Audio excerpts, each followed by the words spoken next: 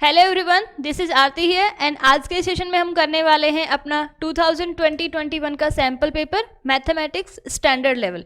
Okay तो हम इस पेपर को डिस्कस करने का रिक्वायरमेंट क्यों हुआ, वो उसके अपने पास दो रीज़न है। एक है कि अपना 30% पेंडेमिक की वजह से अपना 30% जो कोर्स है वो रिड्यूस हो गया है, तो उसके लिए हमें देखना जरूरी है कि हमें कौन से चैप्टर से कितने क्वेश्चंस पढ़ने हैं और कौन से नहीं पढ़ने। वो तो आपने सिलेबस में देख लिया होगा कि कितना पोर्शन हट गया, बट जो बचा हुआ पोर्शन है उसमें से किस टाइप के क्वेश्चंस बनेंगे वो हमें देखना जरूरी है।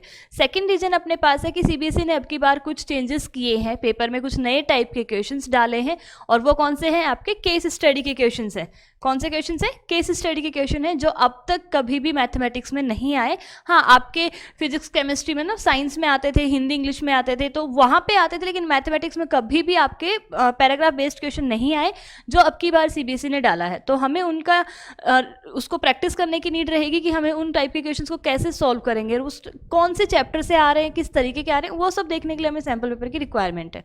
दूसरा ये कि अब अपना हमारी जो 2021 का जो पेपर होगा, अपना जो 2021 में जो बोर्ड का पेपर होगा, उसके अकॉर्डिंगली हम पढ़ रहे हैं कि नहीं पढ़ रहे, तो उसका आइडिया हमें सैम्पल पेपर से लग जाएगा।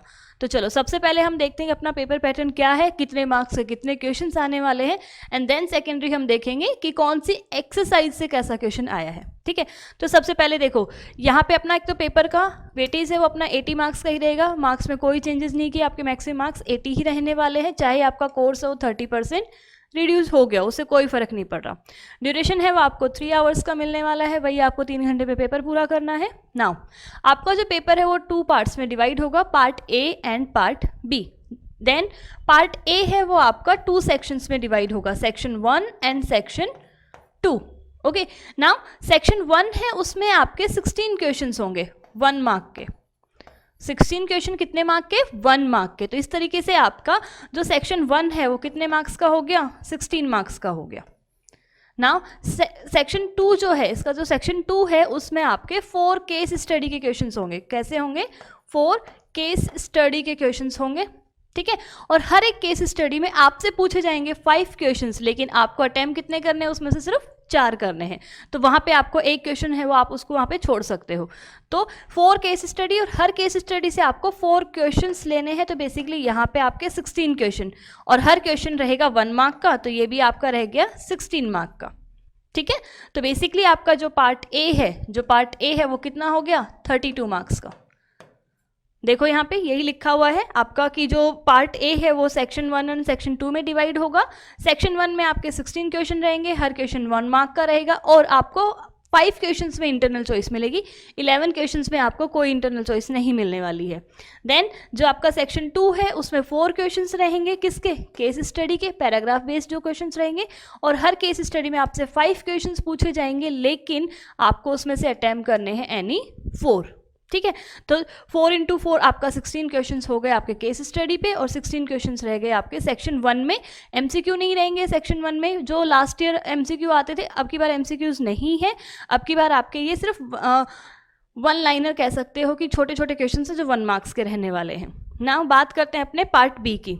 पार्ट बी की हम बात करें तो जो पार्ट बी है अपना, पार्ट बी में अपने रहेंगे 2, 3 एंड 5 मार्क्स के क्वेश्चंस, क्योंकि 1 मार्क के सारे जो चले गए पार्ट ए में। नाउ 2, 3 एंड 5 मार्क्स के क्वेश्चन रहेंगे इसमें पार्ट बी में। तो 2 मार्क्स के रहेंगे कितने क्वेश्चंस? 21 से 26, 6 क्वेश्चंस आपके रहेंगे 2 मार्क्स के, जिनमें आपको 2 क्वेश्चंस में इंटरनल चॉइस मिलने वाली है। देन आपके 27 से 33 7 क्वेश्चंस रहेंगे आपके 3 मार्क्स के, उनमें भी आपको 2 क्वेश्चंस में चॉइस मिलने वाली है। एंड देन लास्ट आपका रहेगा 34 से 36 3 क्वेश्चंस हैं वो आपके रहेंगे 5 मार्क्स के, एंड उनमें आपको सिर्फ और सिर्फ एक क्वेश्चन में इंटरनल चॉइस मिलने वाली है। ठीक है, तो ये तो हो गया अपना पेपर पैटर्न कि किस तरीके से पेपर में कितने क्वेश्चंस आएंगे, कितने मार्क्स के कितने क्वेश्चंस आएंगे। नाउ अब हम देखते हैं कि अपनी कौन सी चैप्टर के कौन सी एक्सरसाइज से अपना क्वेश्चन आ रहा है, किस तरीके का आ रहा है। ठीक है, तो चलो फर्स्ट क्वेश्चन ऑब्वियस है कि आपका फर्स्ट चैप्टर से ही होगा, रियल नंबर से है। ठीक है, तो क्वेश्चन रीड करते हैं। इफ xy इक्वल्स टू 180, आपको दिया हुआ है कि xy कितना है? 180, एंड उनका HCF है 3, then find the LCM of xy। देखो हमें किस तरीके से करेंगे इसको, वो देखो अपने पास 2 नंबर्स हैं, ठीक है, कोई भी अपने पास 2 रियल नंबर्स हैं, हमने उनका एलसीएम निकाला और उनका एचसीएफ निकाला, तो उनके बीच में एक रिलेशन होता है। वो रिलेशन क्या होता है? रिलेशन होता है कि let the number A and B, हमने नंबर कौन से मान लिए? A and B. यहाँ पे एक्स वाई दे रखा है, हमने ए बी माना है, क्योंकि मैं जनरल फॉर्मूला की बात कर रही हूँ, कोई फर्क नहीं पड़ेगा, सिर्फ वेरिएबल ही चेंज हुआ है, इन्होंने एक्स वाई बोला है, हम ए बी ले रहे हैं। तो अगर अपने पास नंबर है ए एंड बी और हमने उनका निकाला क्या?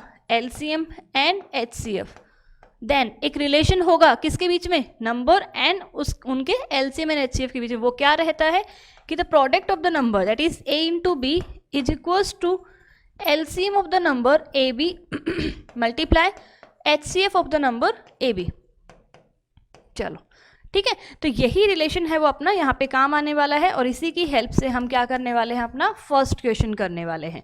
ठीक है, अब देखो फर्स्ट क्वेश्चन हम कैसे करेंगे। फर्स्ट क्वेश्चन में आपको दे रखा है x y is equals to 180, तो ए इंटू बी यानी कि मैं लिख देती हूँ यहाँ पे 180। ठीक है, नाउ एलसीएम, एलसीएम आपको यहाँ पे पता नहीं है क्योंकि हमें रिक्वायरमेंट है, इसकी नीड है, हमें ये निकालना है ये।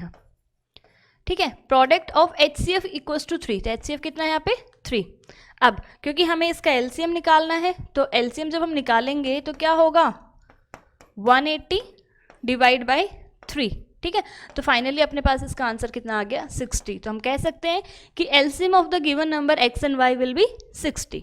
ठीक है, या फिर हम इस फॉर्मूले से भी देख सकते हैं, यहाँ पे a into b equals to LCM into HCF, हमें क्या चाहिए था? यहाँ पे एलसीएम चाहिए था, तो बेसिकली यहाँ से जो एलसीएम है वो क्या आ जाता? A into b divide by HCF. तो चाहे तो आप ये डायरेक्ट ये वाला फॉर्मूला यूज़ कर लो, यहाँ पे डायरेक्ट ये फॉर्मूला यूज़ कर लो कि एलसीएम इक्वल्स टू होता है product of the numbers divide by HCF of the numbers.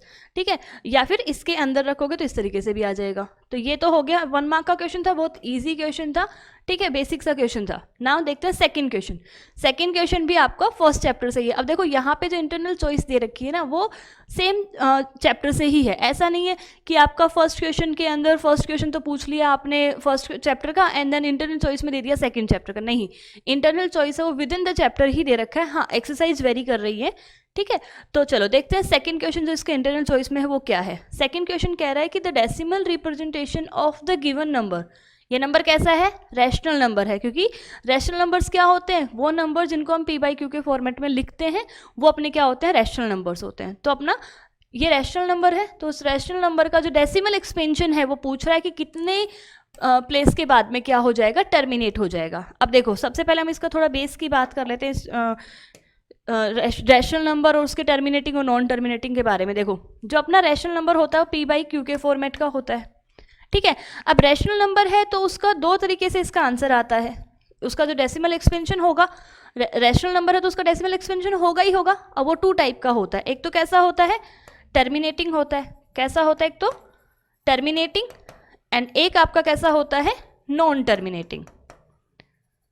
Non terminating.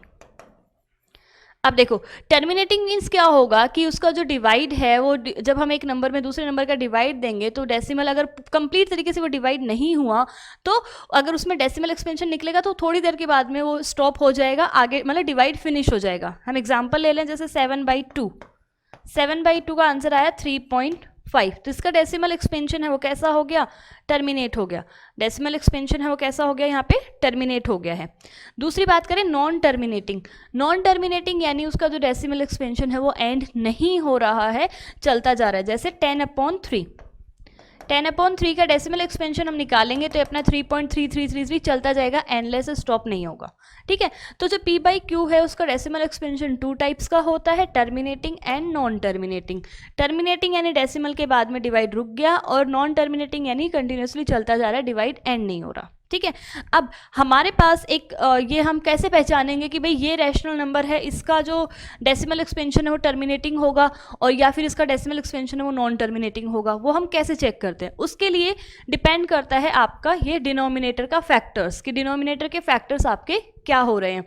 देखो हमने छोटी क्लासेस में पढ़ा था कि जब भी हम डेसिमल एक्सपेंशन निकालते हैं किसी भी नंबर का तो हम डायरेक्ट डेसिमल लगा देते हैं, क्या देख के कि अगर उसके डिनोमिनेटर में क्या है, 10 है, 100 है, 1000 है, तो सीधा यहाँ पे जो भी नंबर होता है उसका हम राइट हैंड साइड से एक प्लेस छोड़ के डेसिमल लगा देते थे। ठीक है, 100 वाले में हम अपना 2 प्लेस छोड़ के डेसिमल लगा देते हैं, 1000 वाले में हम 3 प्लेस छोड़ के हम क्या लगा देते हैं, डेसिमल लगा देते हैं। यानी कि जो डेसिमल एक्सपेंशन है वो कितने प्लेस के बाद रुकेगा, वो किस पे डिपेंड करता था, 10 की पावर पे।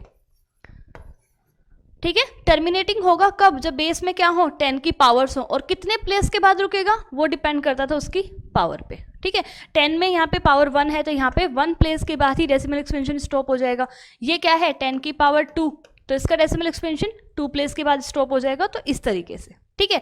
तो अब यहाँ पे दूसरी चीज हम देखो, 10, 100 और 1000, तो आपको पता है कि 10 के सिर्फ 2 ही फैक्टर्स होते हैं, क्या क्या, 2 एंड 5, 2 एंड 5।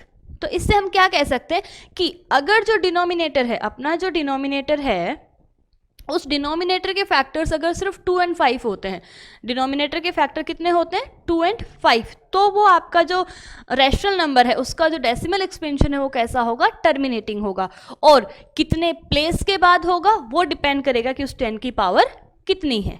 ठीक है, तो ये हमने एक स्टेटमेंट, एक थ्योरम पढ़ी थी, क्या पढ़ी थी कि a rational number p by q will have terminating decimal expansion if the factors of the q are in the form of 2 raised to power m multiplied by 5 raised to power n, where the m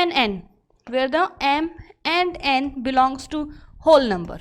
ठीक है, यानी यहाँ पे जो Q है उसके factors क्या हो, सिर्फ 2 एंड 5 हो, 2 एंड 5 के अलावा अगर कोई और फैक्टर आ गया तो वो है जो डेसिमल एक्सपेंशन है वो टर्मिनेटिंग नहीं होगा।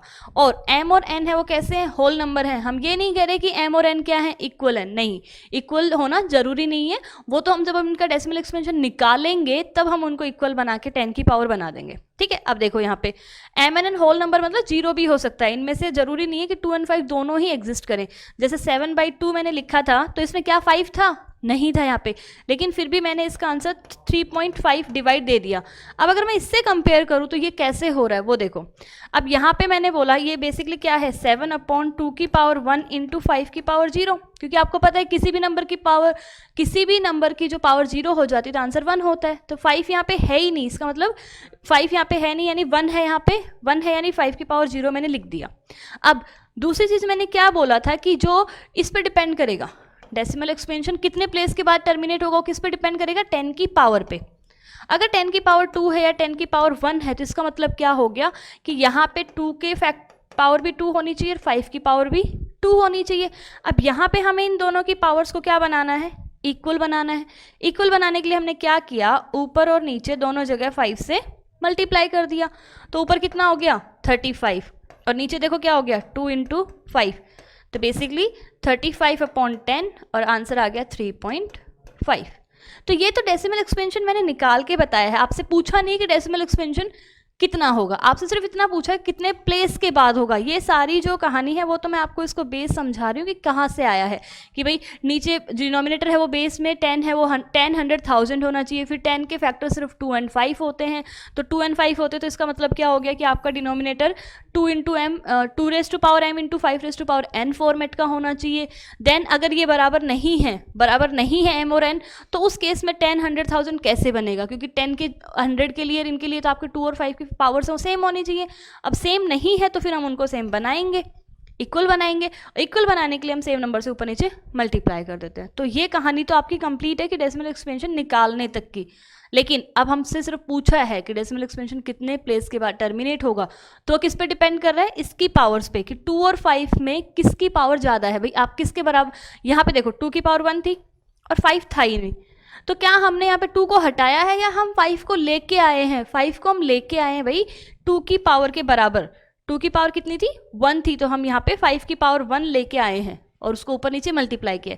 तो बेसिकली ये डिपेंड करता है कि m और n में से जो नंबर बड़ा होगा, अगर m बड़ा है तो डेसिमल एक्सपेंशन है वो m प्लेस के बाद रुक जाएगा, और अगर n बड़ा है तो डेसिमल एक्सपेंशन है वो n प्लेस के बाद रुक जाएगा।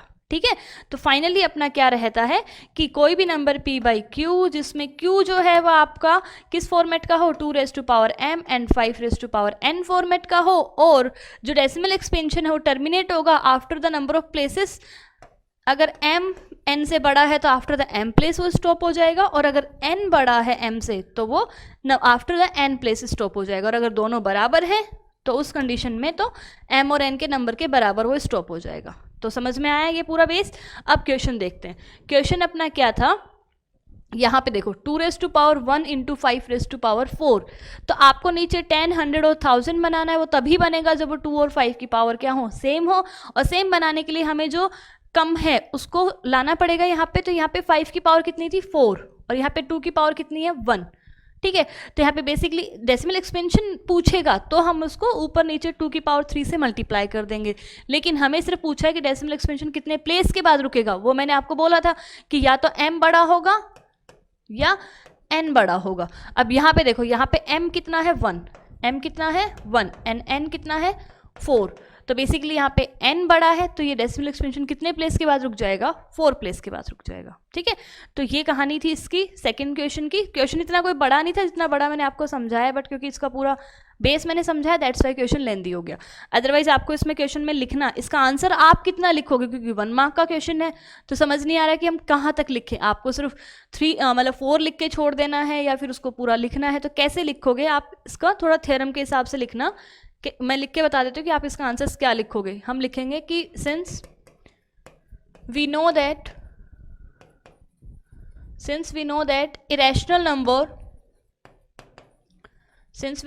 irrational number p by q will have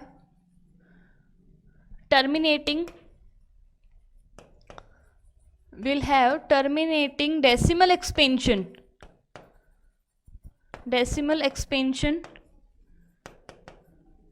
if q is equals to 2 raised to power m multiply by 5 raised to power n, where the m and n belongs to whole number. After the places out of m is greater than n or n is greater than m, out of this condition for m and n. ठीक है, यानी वो जो decimal expansion है वो m और n में से जो ग्रेटर होगा उसी के प्लेस के बाद में वो स्टॉप हो जाएगा। तो चलो अब ना हम करते हैं नेक्स्ट क्वेश्चन अपना, क्वेश्चन नंबर सेकंड आपका सेकंड चैप्टर पॉलिनोमियल, जो बहुत इंपॉर्टेंट चैप्टर है, उससे बहुत सारे क्वेश्चंस, वहाँ पे क्वेश्चंस का वेटेज नंबर ऑफ क्वेश्चंस है वो इसमें ज़्यादा आने वाले हैं। ठीक है, देखो the sum of the zeros of a quadratic polynomial is 3, then find the value of k। हम सबसे पहले स्टैंडर्ड फॉर्मेट की बात करेंगे। किसकी बात करेंगे अपने, क्योंकि सीधा आंसर्स मैं आपको नहीं करवाऊंगी, मैं आपको इनके पहले इनका बेस समझाऊंगी एंड देन हम इसके क्वेश्चंस करने वाले हैं। तो क्वेश्चन क्या कह रहा है कि the sum of zeros of a quadratic polynomial is 3, then find the value of k। हमें पता है कि जो पॉलिनोमियल क्वाड्रेटिक पॉलिनोमियल जो है उसका स्टैंडर्ड फॉर्म होता है ax square plus bx plus c। ठीक है, अच्छा लीनियर पॉलिनोमियल क्या होगा, जिसकी डिग्री 1 हो, क्वाड्रेटिक जिसकी डिग्री 2 हो, क्यूबिक पॉलिनोमियल जिसकी डिग्री 3 हो, एंड बाई क्वाड्रेटिक पॉलिनोमियल जिसकी डिग्री 4 हो। तो इस तरीके से अपना जो क्वाड्रेटिक है तो पावर कितनी है 2। और हमें यह भी पता है कि जब भी कोई पॉलिनोमियल है जितनी भी डिग्री का होता है उसके मैक्सिमम नंबर ऑफ जीरोज उसकी डिग्री के बराबर होते हैं। यानी कि नंबर ऑफ जो जीरोज हैं ऑफ पॉलिनोमियल वो बराबर होते हैं किसके, डिग्री ऑफ पॉलिनोमियल मैक्सिमम। ठीक है, कितने जीरो, मैक्सिमम कितने जीरो होंगे किसी भी पॉलिनोमियल की, उसकी डिग्री के बराबर। तो यहाँ पे इसकी डिग्री कितनी है 2, तो इसके मैक्सिमम कितने जीरोज होंगे 2 होंगे। तो हमने सपोज कर लिया कि let alpha and beta are the zeros of quadratic polynomial. हमने सपोज कर लिया कि अल्फा एंड बीटा है वो जीरोज हैं किसके, क्वाड्रेटिक पॉलिनोमियल के। देन हमें रिलेशन पता है between the coefficients and the zeros of the given polynomial. यहाँ पे कोफिशिएंट्स क्या है, एक्स स्क्वायर का कोफिशिएंट क्या है a, एक्स का coefficient b and constant term क्या है c। ठीक है, तो यहाँ पे relation between the alpha and beta and the ABC, यानी कि जीरोज एंड जो उसके कोफिशिएंट्स है उसके बीच में एक रिलेशन होता है। वो रिलेशन क्या होता है, alpha plus beta is equals to minus b upon a, यानी sum of zeros equals to minus the coefficient of x divide by coefficient of x square. मैं पूरा लैंग्वेज में नहीं लिख रही हूँ, यहाँ पे सिर्फ सिंबॉलिक फॉर्म में लिख रही हूँ। सो अल्फा प्लस बीटा अपना हो जाएगा minus B by A, and alpha into beta अपना हो जाएगा c by A, that is the constant term divide by x coefficient of x square. ठीक है, तो चलो अब हमारे पास ये रिलेशन है और इसी रिलेशन को यूज करके हम अपना आंसर निकालेंगे इसमें। क्यों? क्योंकि आपको दे रखा है कि इसमें सम, जीरोज का सम है वो कितना है, 3 है, यानी आपको अल्फा प्लस बीटा कितना दे रखा है, 3 दे रखा है। एंड आपको यहाँ से b यानी क्या है, कोफिशिएंट ऑफ x, तो वो हमारा पास है -k, एंड a यानी कोफिशिएंट ऑफ x स्क्वायर, वो अपना है 3, एंड द c यानी कांस्टेंट टर्म, वो अपना है 6। तो बेसिकली हम इसके अंदर हम वैल्यूज पुट करेंगे और अपना मिसिंग वैल्यू जो k है वो हम फाइंड कर लेंगे। तो देखो कैसे करेंगे इसको हम आगे। अल्फा प्लस बीटा, ये आपको गिवन था, alpha plus beta equals to 3, and minus of k divide by 3। यहाँ साइड में हम लिख लेंगे यहाँ पे कि here a is equals to 3, b is equals to -k, and c equals to 6, and alpha plus beta is equals to 3। ठीक है, और फिर हमें ये चीज तो लिखनी है कि since we know alpha plus beta equals to -b by a, then according to question आपको दे रखा है 3 एंड ये -b by, यहाँ से हमने वैल्यूज पुट कर दी, तो बेसिकली आ गया 3 equals to k by 3, cross multiply करोगे तो k की वैल्यू अपनी कितनी आ गई है, 9। तो अपना फाइनल आंसर हो गया k इक्वल्स टू 9। आया समझ में? तो हमने यहाँ पे रिलेशन यूज किया and then given values put करके हमने k की वैल्यू फाइंड कर दी। Now next question number 3, chapter number 3 से है, pair of linear equation in 2 variable. Linear equation, देखो पॉलिनोमियल और इक्वेशन में एक ही फर्क होता है। पॉलिनोमियल्स में क्या होता है, उसमें इक्वल का साइन नहीं होता, लेकिन इक्वेशन में क्या होता है, इक्वल का साइन करके हम जीरो के बराबर रखते हैं। हम जब पॉलिनोमियल के जीरोज निकालते हैं, जब भी हम कि किसी भी डिग्री का पॉलिनोमियल हो, चाहे वो लीनियर हो, चाहे क्वाड्रेटिक, चाहे क्यूबिक हो, जब भी हम उसका जीरो निकालते हैं तो हम उसको एक उस टाइप का इक्वेशन बना के इक्वल्स टू जीरो रख के सॉल्व करते हैं। ठीक है, तो यहाँ पे जब अपनी ये लीनियर इक्वेशन की बात हो रही है, तो लीनियर इक्वेशन का जो फॉर्मेट होता है वो अपना डिपेंड करता है कितने वेरिएबल का है। अगर सिंगल वेरिएबल है, लीनियर इक्वेशन इन 1 वेरिएबल है, तो वो अपना हो जाता है ax इक्वल्स टू 0। ठीक है, लीनियर इक्वेशन इन 2 वेरिएबल है तो अपनी हो जाती है ax plus b equals to 0। Sorry, ये उल्टा लिख दिया यहाँ पे। लीनियर इक्वेशन इन 1 वेरिएबल होगी तो ax plus b equals to 0, and linear equation in 2 variable होगी तो वो अपना हो जाएगा ax plus b y plus c equals to 0। और लीनियर है तो यानी कितनी रहेगी इसकी डिग्री, 1 रहेगी। यानी जितने भी हम वेरिएबल्स यूज करें, चाहे 1 2 जो भी यूज करेंगे, उनकी डिग्री हमेशा कितनी रहेगी, 1 रहेगी, क्योंकि लीनियर की प्रॉपर्टी यही होती है कि लीनियर पॉलिनोमियल हो या लीनियर इक्वेशन हो, डिग्री 1 होती है। ठीक है, तो यहाँ पे अपनी लीनियर इक्वेशन इन 1 वेरिएबल, यहाँ है ए की वेरिएबल यूज किया मैंने, x, a और b क्या है, कॉन्स्टेंट्स हैं। यहाँ पे लीनियर इक्वेशन इन 2 वेरिएबल, यहाँ पे वेरिएबल कितने यूज किए हमने, 2, x and y, a b c क्या है अपने कॉन्स्टेंट है। अब देखो जरा, जब हमें 2 वेरिएबल दिए हुए होते हैं किसी भी इक्वेशन में, तो उसके सॉल्यूशंस निकालने के लिए हमें 2 इक्वेशंस की नीड होगी। जितने नंबर ऑफ वेरिएबल उतने ही नंबर ऑफ इक्वेशंस की नीड होगी, तो हम उसका सोल्यूशन निकाल सकते हैं।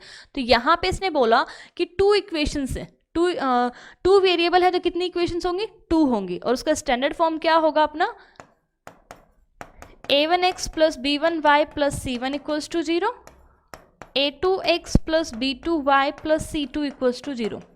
ये अपना क्या हो गया, standard form of the linear equation in 2 variable. ठीक है, नाउ अब हमें इसका नंबर ऑफ जीरोस फाइंड करने हैं। ठीक है, नंबर ऑफ जीरोस किस पे डिपेंड करेगा, इनके जो वेरिएबल्स के जो कॉफिशिएंट्स हैं उनके एक नेचर पे, एक रिलेशन पे डिपेंड करता है। वो कैसे करता है वो देखो।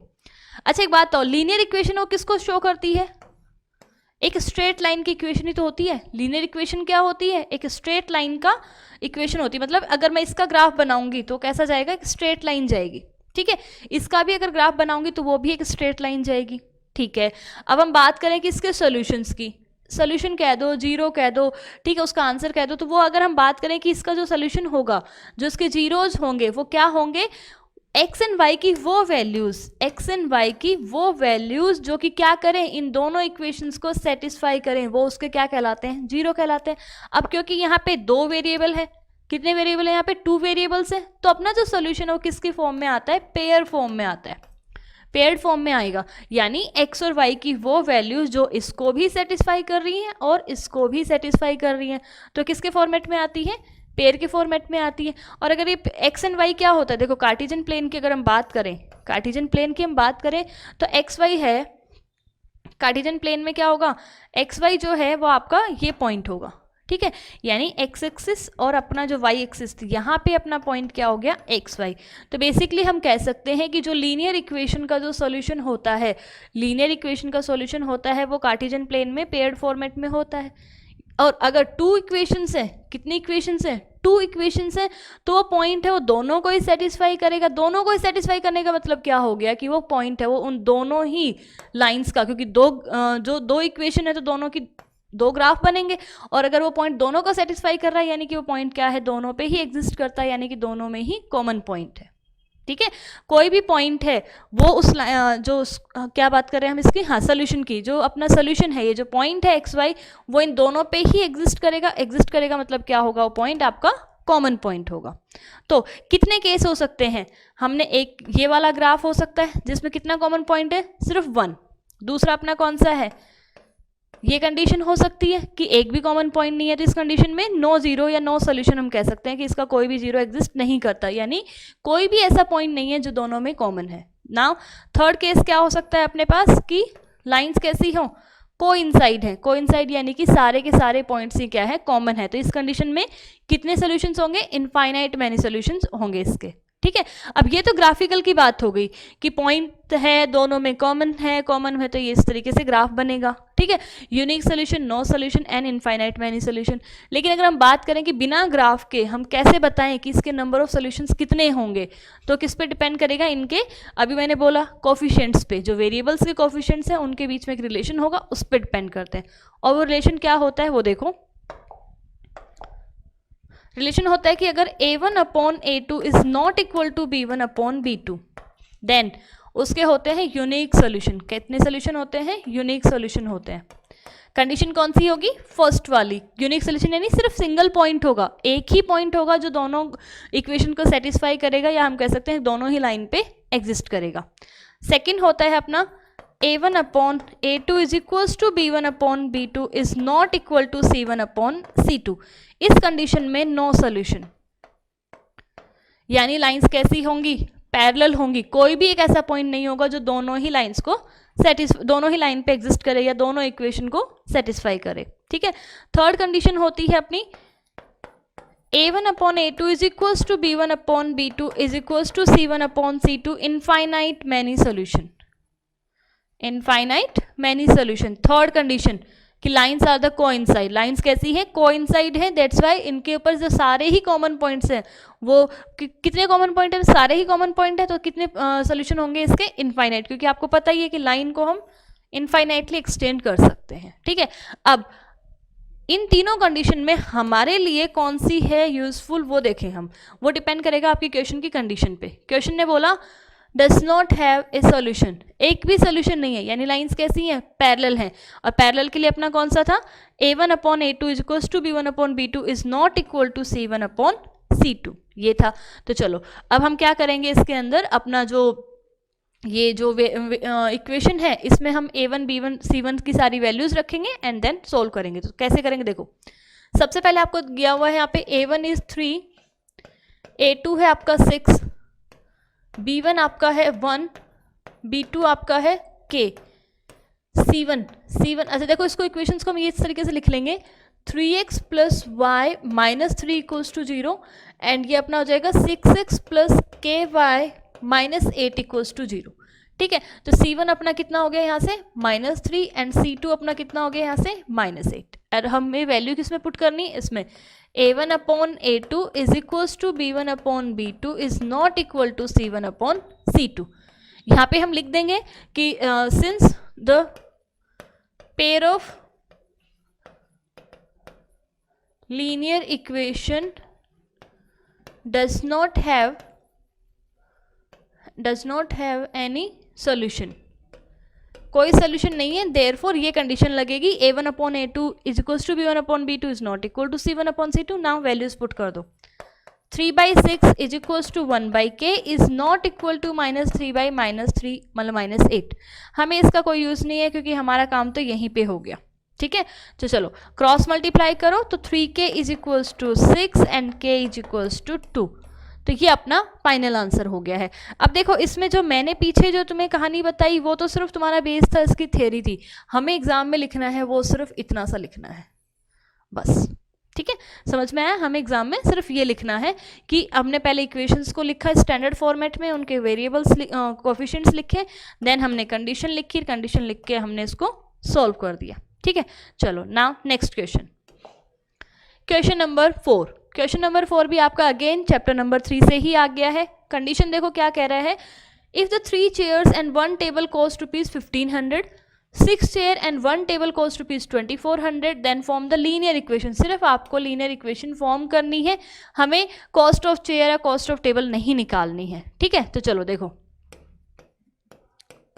सबसे पहले हम बात करते हैं इसके अंदर कि हमें पता नहीं कि एक चेयर का कॉस्ट कितना है और एक टेबल का कॉस्ट कितना है। जब भी आप कभी शॉप पे जाते हो तो शॉपकीपर से आप पहले उससे प्राइस पूछते हो कि भाई 1 पेंसिल 1 इरेजर कितने का है, 1 नोटबुक कितने की। तो आप पहले इंडिविजुअल एक सिंगल के लिए पूछते हो ना, तभी फिर आपको जो क्वांटिटी चाहिए होती है, जो नंबर ऑफ नोटबुक चाहिए होती है, आप उससे मल्टीप्लाई करके आप उसका टोटल प्राइस निकाल लेते हो। जैसे मान लो 1 पेंसिल है, वो अगर 5 रुपीज़ में आ रही है, आपको चाहिए 2 पेंसिल, तो आप सबसे पहले पूछते हो कि 1 पेंसिल का कॉस्ट कितना है वो बता दो, एंड देन अगर आपको चाहिए 5 पेंसिल तो आप क्या करते हो, 5 × 5। यूनिटरी मेथड याद है कि हमें पहले सिंगल यूनिट का प्राइस पता होना चाहिए, एंड देन हमें जो जितना नंबर ऑफ अमाउंट्स हमें चाहिए होता है उससे हम मल्टीप्लाई करके उसको निकाल लेते हैं। तो अगर 1 पेंसिल 5 रुपीज़ की आ रही तो 5 पेंसिल कितने की आएंगी, 5 × 5 दैट इज 25 रुपीज़। अब साथ में आपको मान लो इरेजर भी लेना था, तो अगर आपने शॉपकीपर से पूछा कि 1 इरेजर कितने का है, तो उन्होंने बोला कि 1 इरेजर है ₹3 का, ठीक है। आपको 5 इरेजर चाहिए, मान लो कितने चाहिए, 5 इरेजर चाहिए। तो 5 इरेजर यहाँ पे 5 इरेजर आपके हो जाएंगे 5 × 3 15, एंड आप उसको टोटल कॉस्ट कितना पे करोगे, 25 + 15, यानी एक तरीके से आपने 5 × 5 + 5 × 3 ये कॉस्ट पे की, यानी quantity multiply by the cost of 1। जो भी यहाँ पे अपना जो मटेरियल आपने लिया है वो यहाँ पे same quantity multiply by the cost of the single item, ठीक है। तो उसके लिए हमें पहले ये पता होना चाहिए कि आपका जो सिंगल आइटम है वो कितने का आ रहा है। तो वो हम अज्यूम करेंगे क्योंकि यहाँ पे हमें गिवन नहीं है। कैसे अज्यूम करेंगे वो देखो, सबसे पहले हम मानेंगे let cost of 1 table, let cost of 1 table equals to ₹x and cost of 1 chair is equals to ₹y, ठीक है। अब उल्टा मान लिया, कोई फर्क नहीं पड़ता, यहाँ पे पहले चेयर्स लिखा था मैंने, यहाँ पे चेयर्स का y मान लिया, उससे कोई फर्क नहीं पड़ रहा।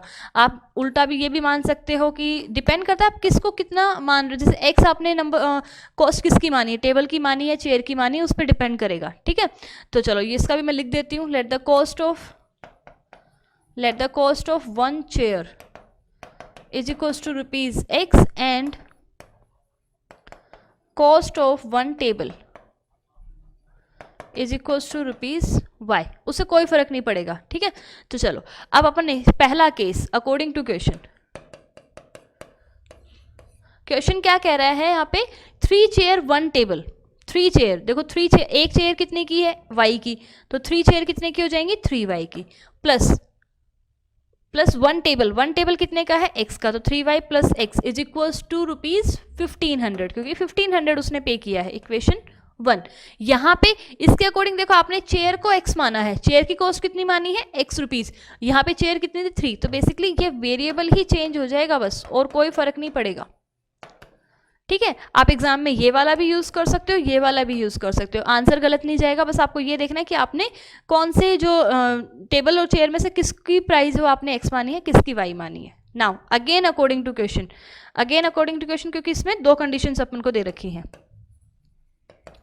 अगेन अकॉर्डिंग टू क्वेश्चन अब दोबारा से क्या कह रहा है कि 6 चेयर एंड 1 टेबल। अब देखो 6 चेयर, एक चेयर हमने कितने की मानी थी, y की, तो 6 चेयर यानी कि 6y and 1 table x is equals to 2400। यहाँ पे क्या हो जाएगा, 6 चेयर यानी कि अपने पास हो जाएगा 6x and y is equals to 2400। आपके आंसर दोनों ही सही है, कोई गलत नहीं है। यहाँ पे आपने डिपेंड कर रहा है कि आपने कौन से वाले का प्राइस x माना है और कौन से वाले का y माना है, ठीक है। तो टीचर ये देखेगा कि टेबल x की थी, दैट्स वाई यहाँ पे सिंगल टेबल x यूज़ किया है। चेयर y की थी, दैट्स वाई यहाँ पे 3 चेयर एंड 6 चेयर का 3y एंड 6y। बट यहाँ पे किसी बच्चे ने चेयर का मान लिया x, तो कोई फर्क नहीं पड़ रहा, चेयर यहाँ पे 3x 6x हो गए, टेबल y की मानी है तो टेबल y हो गया, ठीक है। हमें इनको सॉल्व नहीं करना, क्योंकि हमसे सिर्फ पूछा था कि लीनियर इक्वेशन है वो फॉर्म करनी है, उसका आंसर्स नहीं निकालने, ठीक है। तो आया समझ में ये? चलो now move on the next question. Question number 5, chapter number 5 arithmetic progression AP से है, ठीक है। तो चलो इसका पहला क्वेश्चन कह रहा है which term of the AP is 0। आपको जो एपी गिवन है उसका पूछा है कि कौन से नंबर का टर्म है वो 0 है, ठीक है। अब एपी में अपना एपी किस फॉर्मेट का होता है, एक नंबर ए, उसमें मैंने कुछ डी ऐड कर दिया, डी कॉमन डिफरेंस। एपी क्या होता है, पीछे वाली टर्म में कोई कांस्टेंट ऐड करने पे हमें आगे वाली टर्म मिल रही है। फिर सेकेंड वाली टर्म में मैंने कुछ ऐड कर दिया, सेम नंबर, मतलब डी, इस तरीके से लिख सकते हैं इसको हमने, ए प्लस डी पुरानी वाली नंबर था, उसी में मैंने एक और डी ऐड कर दिया।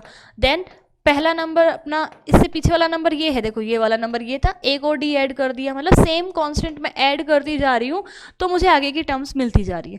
बेसिकली यहाँ पे ये क्या था, ए, देन ए प्लस डी, देन ए प्लस 2d, देन ए प्लस 3d, ये चलता जा रहा है, ठीक है। तो यहाँ पे देखो ये पहली टर्म कितनी है, a, second term a plus d, third term a plus 2d, fourth term a plus 3d, यानी हम कह रहे हैं कि जो जितने नंबर की हम टर्म निकाल रहे हैं, सेकेंड टर्म निकाली तो कितने d यूज़ किए, 1, थर्ड टर्म में कितने d यूज़ किए, 2, फोर्थ टर्म में कितने d यूज़ किए, 3। तो बेसिकली जब हम nth टर्म निकालेंगे तो उसमें कितने d यूज़ करेंगे, n-1, यानी जिस भी नंबर की हम जो से भी नंबर की टर्म निकाल रहे हैं उससे जस्ट एक number come multiply by D हम करते हैं। तो ये अपना हो जाता है कौन सा, nth term of the given AP. तो nth term of the given AP को हम लिखते हैं किस तरीके से, an equals to a plus n-1 into d. ये फॉर्मूला समझ में आया, क्योंकि अपनी एपी की डेफिनेशन ही ये होती है कि आप जो कंटिन्यूसली जो नंबर्स लिखते हो उसमें क्या होता है कि पीछे वाले नंबर में, प्रीवियस नंबर में हम कोई कांस्टेंट ऐड करने पे हमें नेक्स्ट नंबर मिल जाती है, सेम कांस्टेंट ऐड करने पे मुझे आगे वाली टर्म मिल गई, क्योंकि a प्लस डी, देखो यहाँ पे a प्लस डी तो मेरा यही वाला नंबर था, उसमें मैंने फिर से d ऐड कर दिया। यहाँ पे a प्लस डी मेरा पुराना वाला नंबर था, मैंने उसमें फिर से d ऐड कर दिया। तो अपना AP इसी तरीके से जनरेट होता है, तो उस तरीके से मैंने कंपेयर करा एंड देन मैंने nth टर्म निकाली। तो nth टर्म अपनी ये है, ठीक है। तो चलो अब यहाँ पे a होता है फर्स्ट टर्म, d होता है कॉमन डिफरेंस, n होता है number of terms and an होता है nth टर्म, ठीक है। तो चलो क्वेश्चन ये कह रहा है कि AP है वो आपकी क्या दी हुई है, यहाँ पे AP है आपकी 27, 24, 21, और हमें इसका पता नहीं कि कौन से नंबर की जो टर्म है वो 0 होगी। तो हम सबसे पहले मान लेंगे let nth term of given AP is equals to 0। हमने मान लिया कि इसकी जो nth टर्म है AP की वो कितनी है, 0 है, और nth टर्म का नोटेशन मैंने अभी बताया क्या होता है, an इक्वल्स टू 0। अब an का फॉर्मूला क्या होता है, an का फॉर्मूला होता है अपना a plus n-1 into d is equals to 0, ठीक है। अब यहाँ पे हम कंपेयर करें, तो यहाँ पे अपना a कितना है, a कितना, फर्स्ट टर्म दैट इज 27, ठीक है। यहाँ पे अपना d कैसे निकलेगा, अपना आगे वाली टर्म में से पीछे वाली टर्म को हम सबट्रैक्ट कर देंगे तभी हमें d मिलता है। यानी यहाँ पे 24 में से मैं 27 माइनस करूँगी, 24 माइनस 27 कितना मिला मुझे, -3, ठीक है। तो a अपना 27, d अपना -3, और क्या चाहिए, n तो हमें निकालना है, ठीक है, और an अपन को 0 दे रखा है। तो ये सारी वैल्यूज हम इसमें पुट कर देंगे, तो देखा जाए तो ये फॉर्मूला इक्वल्स टू 0, an तो रख ही दिया हमने, अब इसमें बाकी वैल्यूज पुट करते हैं। देखो बाकी वैल्यूज पुट करोगे तो कैसे होगा ये, a यानी कि 27 प्लस n मुझे पता नहीं है, d कितना है अपना -3, n इक्वल्स टू 0। आया समझ में यहाँ पे। अब इसको ओपन करते हैं, तो ओपन करेंगे तो 27 -3 into n -3n -3 into 1 plus 3 is equals to 0। 27 plus 3 30, 30 minus 3n equals to 0, -3n equals to -30, n equals to -30 divide by -3 and answer आ गया अपना 10।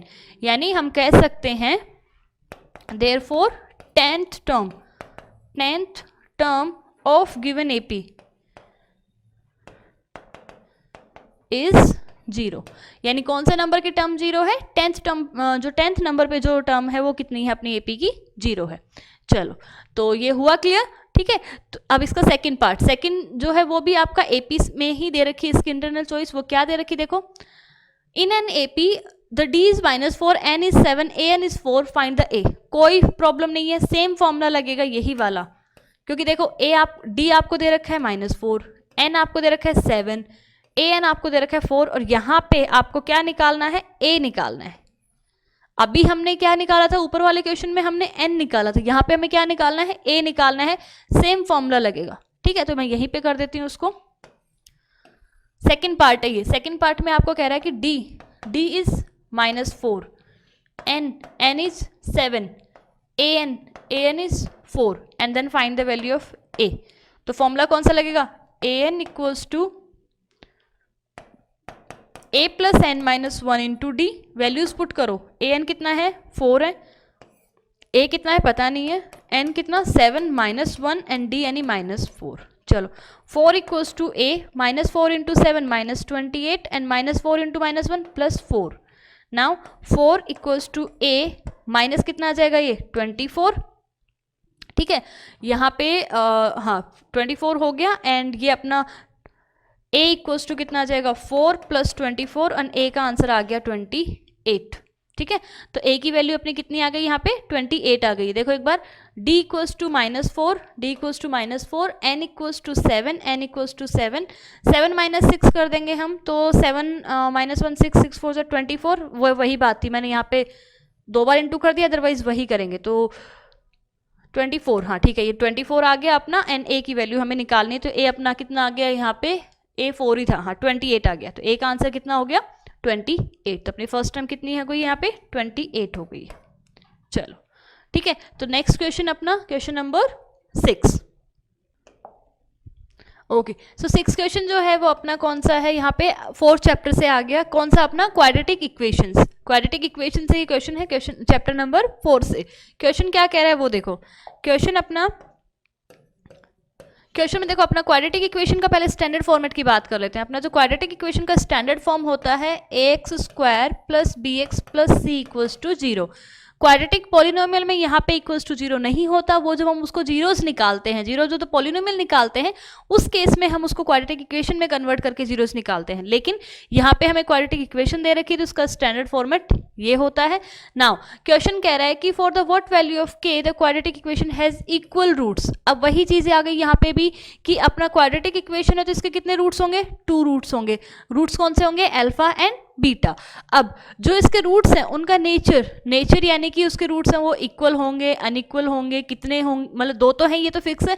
तो दोनों इक्वल होंगे या अनइक्वल होंगे, रियल होंगे या इमेजिनरी होंगे, तो वो डिपेंड करता है इसका डिस्क्रिमिनेंट की वैल्यू। डिस्क्रिमिनेंट की वैल्यू क्या होती है? मतलब सिंबल होता है d, और वो d क्या होता है अपना? b² - 4ac, b² - 4ac। अच्छा, हमने जब क्वाड्रेटिक फॉर्मूला इसका पढ़ा था, क्वाड्रेटिक फॉर्मूला क्या होता है? x = -b ± √b² - 4ac divide by 2a। ये अपना क्या होता है? क्वाड्रेटिक फॉर्मूला होता है। तो इस क्वाड्रेटिक फॉर्मूला में ये अपना क्या है? d है। b² - 4ac क्या है? d। और इसी की वैल्यू पे डिपेंड करेगा कि अपना जो x है उसका आंसर कितना आएगा? 2 आएगा, क्योंकि बीच में प्लस माइनस है ना।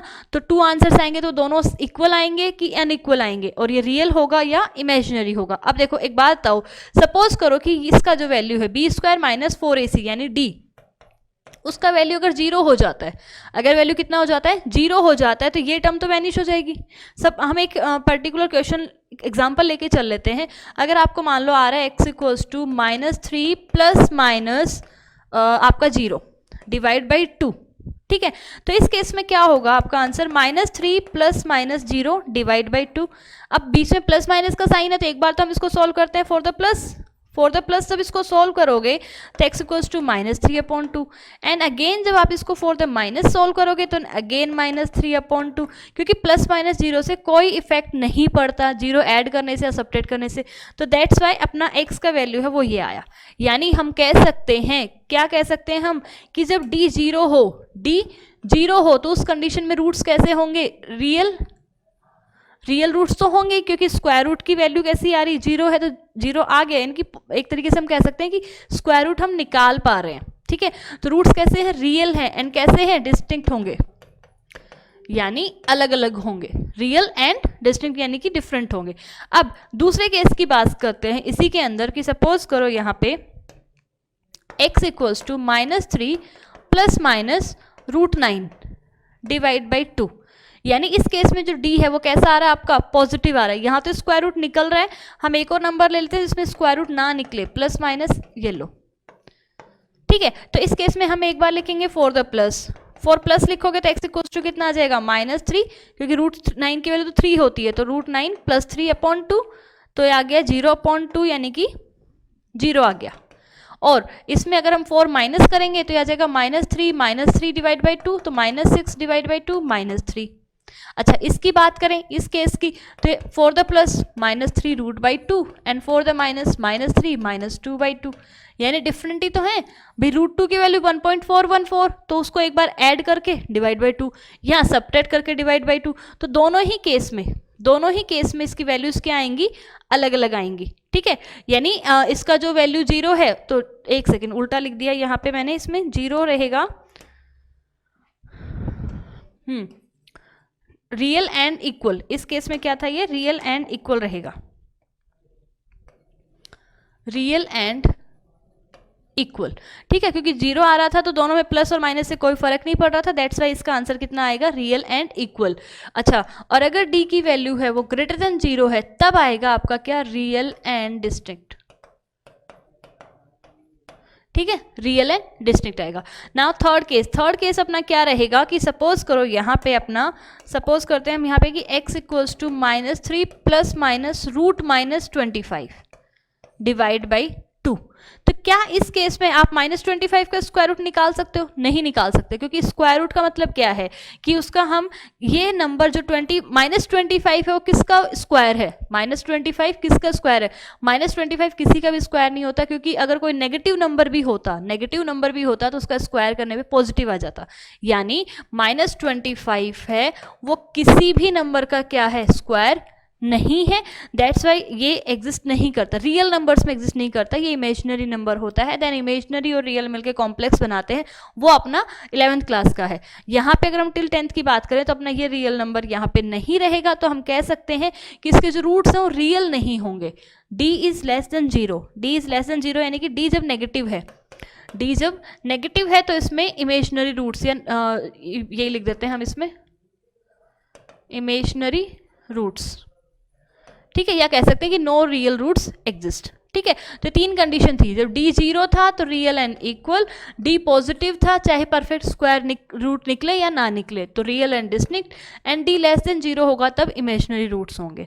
ठीक है, तो चलो अब अपना क्वेश्चन क्या कह रहा है कि हैज इक्वल रूट्स की कंडीशन कौन सी थी, ये रही, d इक्वल्स टू 0, तो हम अब इसमें d निकालेंगे और उसको कंपेयर कर देंगे। तो चलो देखते हैं अपनी जो इक्वेशन है वो क्या है, 9x square plus 6kx plus 4 equals to 0। ठीक है, अब हम इसको कंपेयर करते हैं, तो कंपेयर करेंगे तो यहाँ पे a कितना है 9, b कितना है 6k एंड c कितना है 4, और हमें ये चीज़ पता है since equation has equal roots, therefore b square minus 4ac equals to 0 है, तो यहाँ पे देखो values 6k square minus 4 9c यानी 4 इक्वल्स टू 0। सॉल्व कर देते हैं इसको हम, 6 6 36k स्क्वायर माइनस कितना आ जाएगा, ये 6 6 14 154 इक्वल्स टू 0। 36k स्क्वायर यहाँ पे 36 है, 36k square is equals to 154 and k square equals to आ गया 154 divide by 36, then k square equals to आ गया 4 एंड के इक्वल्स टू आ गया +-2। +-2 क्यों आया है? क्योंकि आपको पता ही है कि +2 का स्क्वायर भी कितना होता है, 4 होता है, और -2 का स्क्वायर भी कितना होता है, 4 होता है। तो दैट्स वाई हम कह सकते हैं कि जब स्क्वायर हटता है तो वैल्यू प्लस माइनस दोनों में आता है, ठीक है, स्क्वायर रूट और प्लस माइनस दोनों में आएगा। तो के की वैल्यू अपने पास 2 आ गई है, क्या, +-2। तो इसी के साथ अपना क्वेश्चन नंबर 6 एंड हो जाता है, जो आपके चैप्टर नंबर 4 से था। Now question number 7। So question अपना ये कह रहा है कि find the roots of the equation x square + 7x + 10 = 0। अपना ये क्वेश्चन है चैप्टर नंबर 4 से। कौन से नंबर से है? चैप्टर नंबर 4 से है। अभी हमने लास्ट क्वेश्चन में अपना डिस्कस किया था क्या, नेचर ऑफ रूट्स। उसमें हमने क्या वैल्यू देखी थी, अपने डिस्क्रिमिनेंट डी की वैल्यू देखी थी, ठीक है। तो उसके लिए तो अपना क्वेश्चन नंबर, इसका जो सेकंड पार्ट है ये उस पर डिपेंड करेगा। क्वेश्चन क्या कह रहा है कि for the what value of a quadratic equation has no real roots. तो ये तो बिल्कुल सिमिलर हो गया अपना क्वेश्चन नंबर 6 के जैसे। लेकिन इस क्वेश्चन की हम बात करें तो यहाँ पे आपको इसके रूट्स फाइंड करने हैं। अब रूट्स फाइंड करने के अपने पास 3 मेथड्स हैं। पहला कौन सा है अपना, एक तो अपना है मिडिल टर्म स्प्लिटिंग, ठीक है, एंड सेकंड अपना है यहाँ पे क्वाड्रेटिक फॉर्मूला लगा दें हम सीधा, quadratic formula, okay, and third अपना है completing the square method, completing the square method. अब देखो यहाँ पे सबसे पहली बात आती है कि कंप्लीटिंग द स्क्वायर मेथड तो हम उस केस में लगाते हैं जब अपना एक्स स्क्वायर के साथ में जो कोफिशिएंट होता है वो 1 नहीं होता। तो हम बेसिकली उसका पहले एक्स स्क्वायर का कोफिशिएंट 1 बनाते हैं, देन हम एक्स के कोफिशिएंट के हाफ का स्क्वायर ऐड एंड सब्ट्रैक्ट करके करते हैं। तो वो हमारे लिए यहाँ पे इतना यूजफुल नहीं है क्योंकि यहाँ पे अपना एक्स स्क्वायर का कोफिशिएंट ऑलरेडी 1 दिया हुआ है, ठीक है, और वो थोड़ा लेंदी भी होता है, तो हम इसके साथ नहीं जाएंगे, ठीक है। अब अपने पास बच गए 2 methods, middle term and the quadratic formula. अब दोनों में से आपकी मर्जी है, आप दोनों में से किसी भी फॉर्मूला से इसको सोल्व कर दीजिए, आंसर दोनों में ही इक्वल आएगा, कोई इफेक्ट नहीं रहेगा आपके आंसर पे। और क्योंकि मेंशन नहीं किया हुआ कि आपको कौन सा मेथड लगाना है, तो उसमें भी आप फ्री हैंड हैं कि आप इसमें से किसी से भी कर सकते हो। चलो तो अपन दोनों से करते हैं, देखते हैं कि अपना आंसर क्या आता है। तो क्वेश्चन अपना है x² + 7x + 10 = 0, ठीक है। तो इस तरफ तो हम करेंगे इसको मिड टर्म स्प्लिटिंग से एंड उस तरफ हम करेंगे इसको क्वाड्रेटिक फॉर्मूला से, ठीक है। तो मिड टर्म स्प्लिटिंग क्या कहती है अपनी कि the product of the coefficient of x² and constant term, product of the coefficient of the x² and the constant term, यहाँ पे कितना है 1 × 10 = 10, ठीक है। तो अब हम इस जब ये जो अपना प्रोडक्ट आया है, इस प्रोडक्ट के जब हम फैक्टर्स करेंगे, किसके, 10 के जब हम फैक्टर करेंगे तो वो फैक्टर ऐसे होने चाहिए जिनको हम इधर ऐड करें और सब्ट्रैक्ट करें, तो हमारे पास यहाँ पे जो मिड टर्म है, जो x का कोफिशिएंट है, वो आ जाना चाहिए। यानी मुझे फैक्टर किसके करने हैं, 10 के, और किस तरीके से करने हैं कि उन फैक्टर्स को ऐड या सब्ट्रैक्ट करूँ तो मुझे +7 मिल जाए विद साइन। ये ध्यान रखना, यहाँ पे हमें x का जो कोफिशिएंट है उसके साइन के साथ में हमें वो नंबर को अरेंज करना है। तो चलो स्टार्ट करते हैं। 10 के फैक्टर हम किस तरीके से करते हैं, इनिशियली हम नंबर 1 से स्टार्ट करेंगे क्योंकि हमें पता है कि 1 is a factor of every number, 1 is a factor of every number, so that's why हम स्टार्ट करा यहाँ से। 10 = 1 × 10, इनको ऐड करने पे कितना आ रहा है 11, सब्ट्रैक्ट करने पे कितना आ रहा है 9, तो 7 तो किसी भी कंडीशन में नहीं आ रहा, तो ये दोनों फैक्टर हम नहीं लेंगे, ठीक है। नाउ 10 को अगेन क्या लिख सकते हैं, 2 की टेबल में आता है 2 × 5, 2 × 5 मल्टीप्लाई करने पे हमें 10 मिल रहा है। इनको दोनों को जो मैंने ऐड किया तो मुझे क्या मिल गया, 7 मिल गया प्लस का। तो यही मेरा यहाँ पे डिजायर्ड नंबर था, मुझे भी प्लस का 7 ही चाहिए था। तो यहाँ पे हमारे फैक्टर्स हो जाएंगे 2 और 5। तो 7 को हमने स्प्लिट कर दिया किस में, 2 और 5 में, एंड अपने को यहाँ पे प्रोडक्ट अपना 10 भी मिल गया। तो बेसिकली हमने 7 को ब्रेक कर दिया है किस में, 2 और 5 में। तो यही अपना क्या था, मिड टर्म स्प्लिटिंग। तो अपना हो जाएगा x² + 5x + 2x + 10 = 0। अब देखो यहाँ पे x² और 5x में क्या कॉमन आ रहा है, x कॉमन आ रहा है, तो यहाँ पे अपना हो जाएगा x + 5। देन 2x + 10 में क्या कॉमन आ रहा है अपना 2, तो ये हो जाएगा x + 5 = 0। ये अपना रफ वर्क है, यहाँ पे इसको कोई मेंशन करने की रिक्वायरमेंट नहीं होती आपको, ठीक है। चलो अब यहाँ पे दोनों में x + 5 x + 5, तो x + 5 कॉमन आ गया, x + 5 यहाँ से निकल गया, तो यहाँ कितना बच गया x, x+5 यहाँ से भी कॉमन चला गया तो यहाँ बच गया x+2 इक्वल्स टू 0। नाउ अब दोनों जो ये अपने दो फैक्टर आए हैं x+5 एंड x+2, इन दोनों का प्रोडक्ट है वो 0 के बराबर है। तो ये हमें पता है कि इन दोनों में से ईदर x+5 विल बी 0 और x+2 इक्वल्स टू 0, क्योंकि जब टू नंबर्स का प्रोडक्ट है वो 0 के इक्वल है तो श्योर है कि उनमें से कोई एक 0 होगा। तो हम दोनों को इंडिविजुअली 0 के इक्वल रख रहे हैं एंड देन हम x की वैल्यू निकालेंगे, x equals to -5 and x equals to -2। तो इसके अपने क्या हो गए हैं, दो फैक्टर आ गए हैं अपने, दो रूट्स आ गए हैं -5 एंड -2। तो बेसिकली हम इसको अल्फा बीटा भी लिख सकते हैं, alpha is -5, alpha is -5 and beta is equals to -2। तो हमारे पास टू रूट्स आ गए। अब इसी को अगर हम देखें अपने किससे, क्वाड्रेटिक फॉर्मूला की हेल्प से, तो क्वाड्रेटिक फॉर्मूला अपना क्या कहता है कि x is equals to -b plus minus square root of b² - 4ac divide by 2a। ये अपना फॉर्मूला है। यहाँ पे हमें कोई फैक्टर नीड नहीं है कोई सर्च करना या कुछ नहीं करना, हमें सिर्फ इसके अंदर वैल्यूज पुट करनी है और अपना आंसर आ जाएगा। अब यहाँ पे सबसे पहले हम देखें कि ए बी सी की वैल्यूज क्या है। यहाँ पे ए क्या है, कोफिशिएंट ऑफ x², बी क्या है, कोफिशिएंट ऑफ x एंड सी क्या है, कांस्टेंट टर्म। तो हमें वो आइडेंटिफाई करना है कंपेयर करके क्वेश्चन से। तो क्वेश्चन में अपने पास ए कितना है 1, बी कितना है 7 एंड सी कितना है अपना 10, सी अपना 10 है। तो वो वैल्यूज हम इसमें रख देंगे और अपना आंसर आ जाएगा। तो देखो -7 क्योंकि माइनस से फॉर्मूले का है और यहाँ पे b की वैल्यू कितनी है माइनस है, तो -7 प्लस माइनस b² यानी 7² -4a यानी 1 एंड c यानी 10 and divide by 2a, 2 multiply by 1। तो देखो अब इसको सॉल्व करते हैं। -7 प्लस माइनस 7 का स्क्वायर 49 माइनस 4 10 जा 40 divide by 2। Now next -7 plus minus square root of 9 divide by 2, -7 plus minus 9 का स्क्वायर रूट कितना होगा 3 होगा एंड डिवाइड बाई 2। अब आपको पता ही है कि जब बीच में प्लस माइनस दोनों का साइन है तो हम इसको एक बार सॉल्व करेंगे फॉर द प्लस एंड एक बार सॉल्व करेंगे फॉर द माइनस।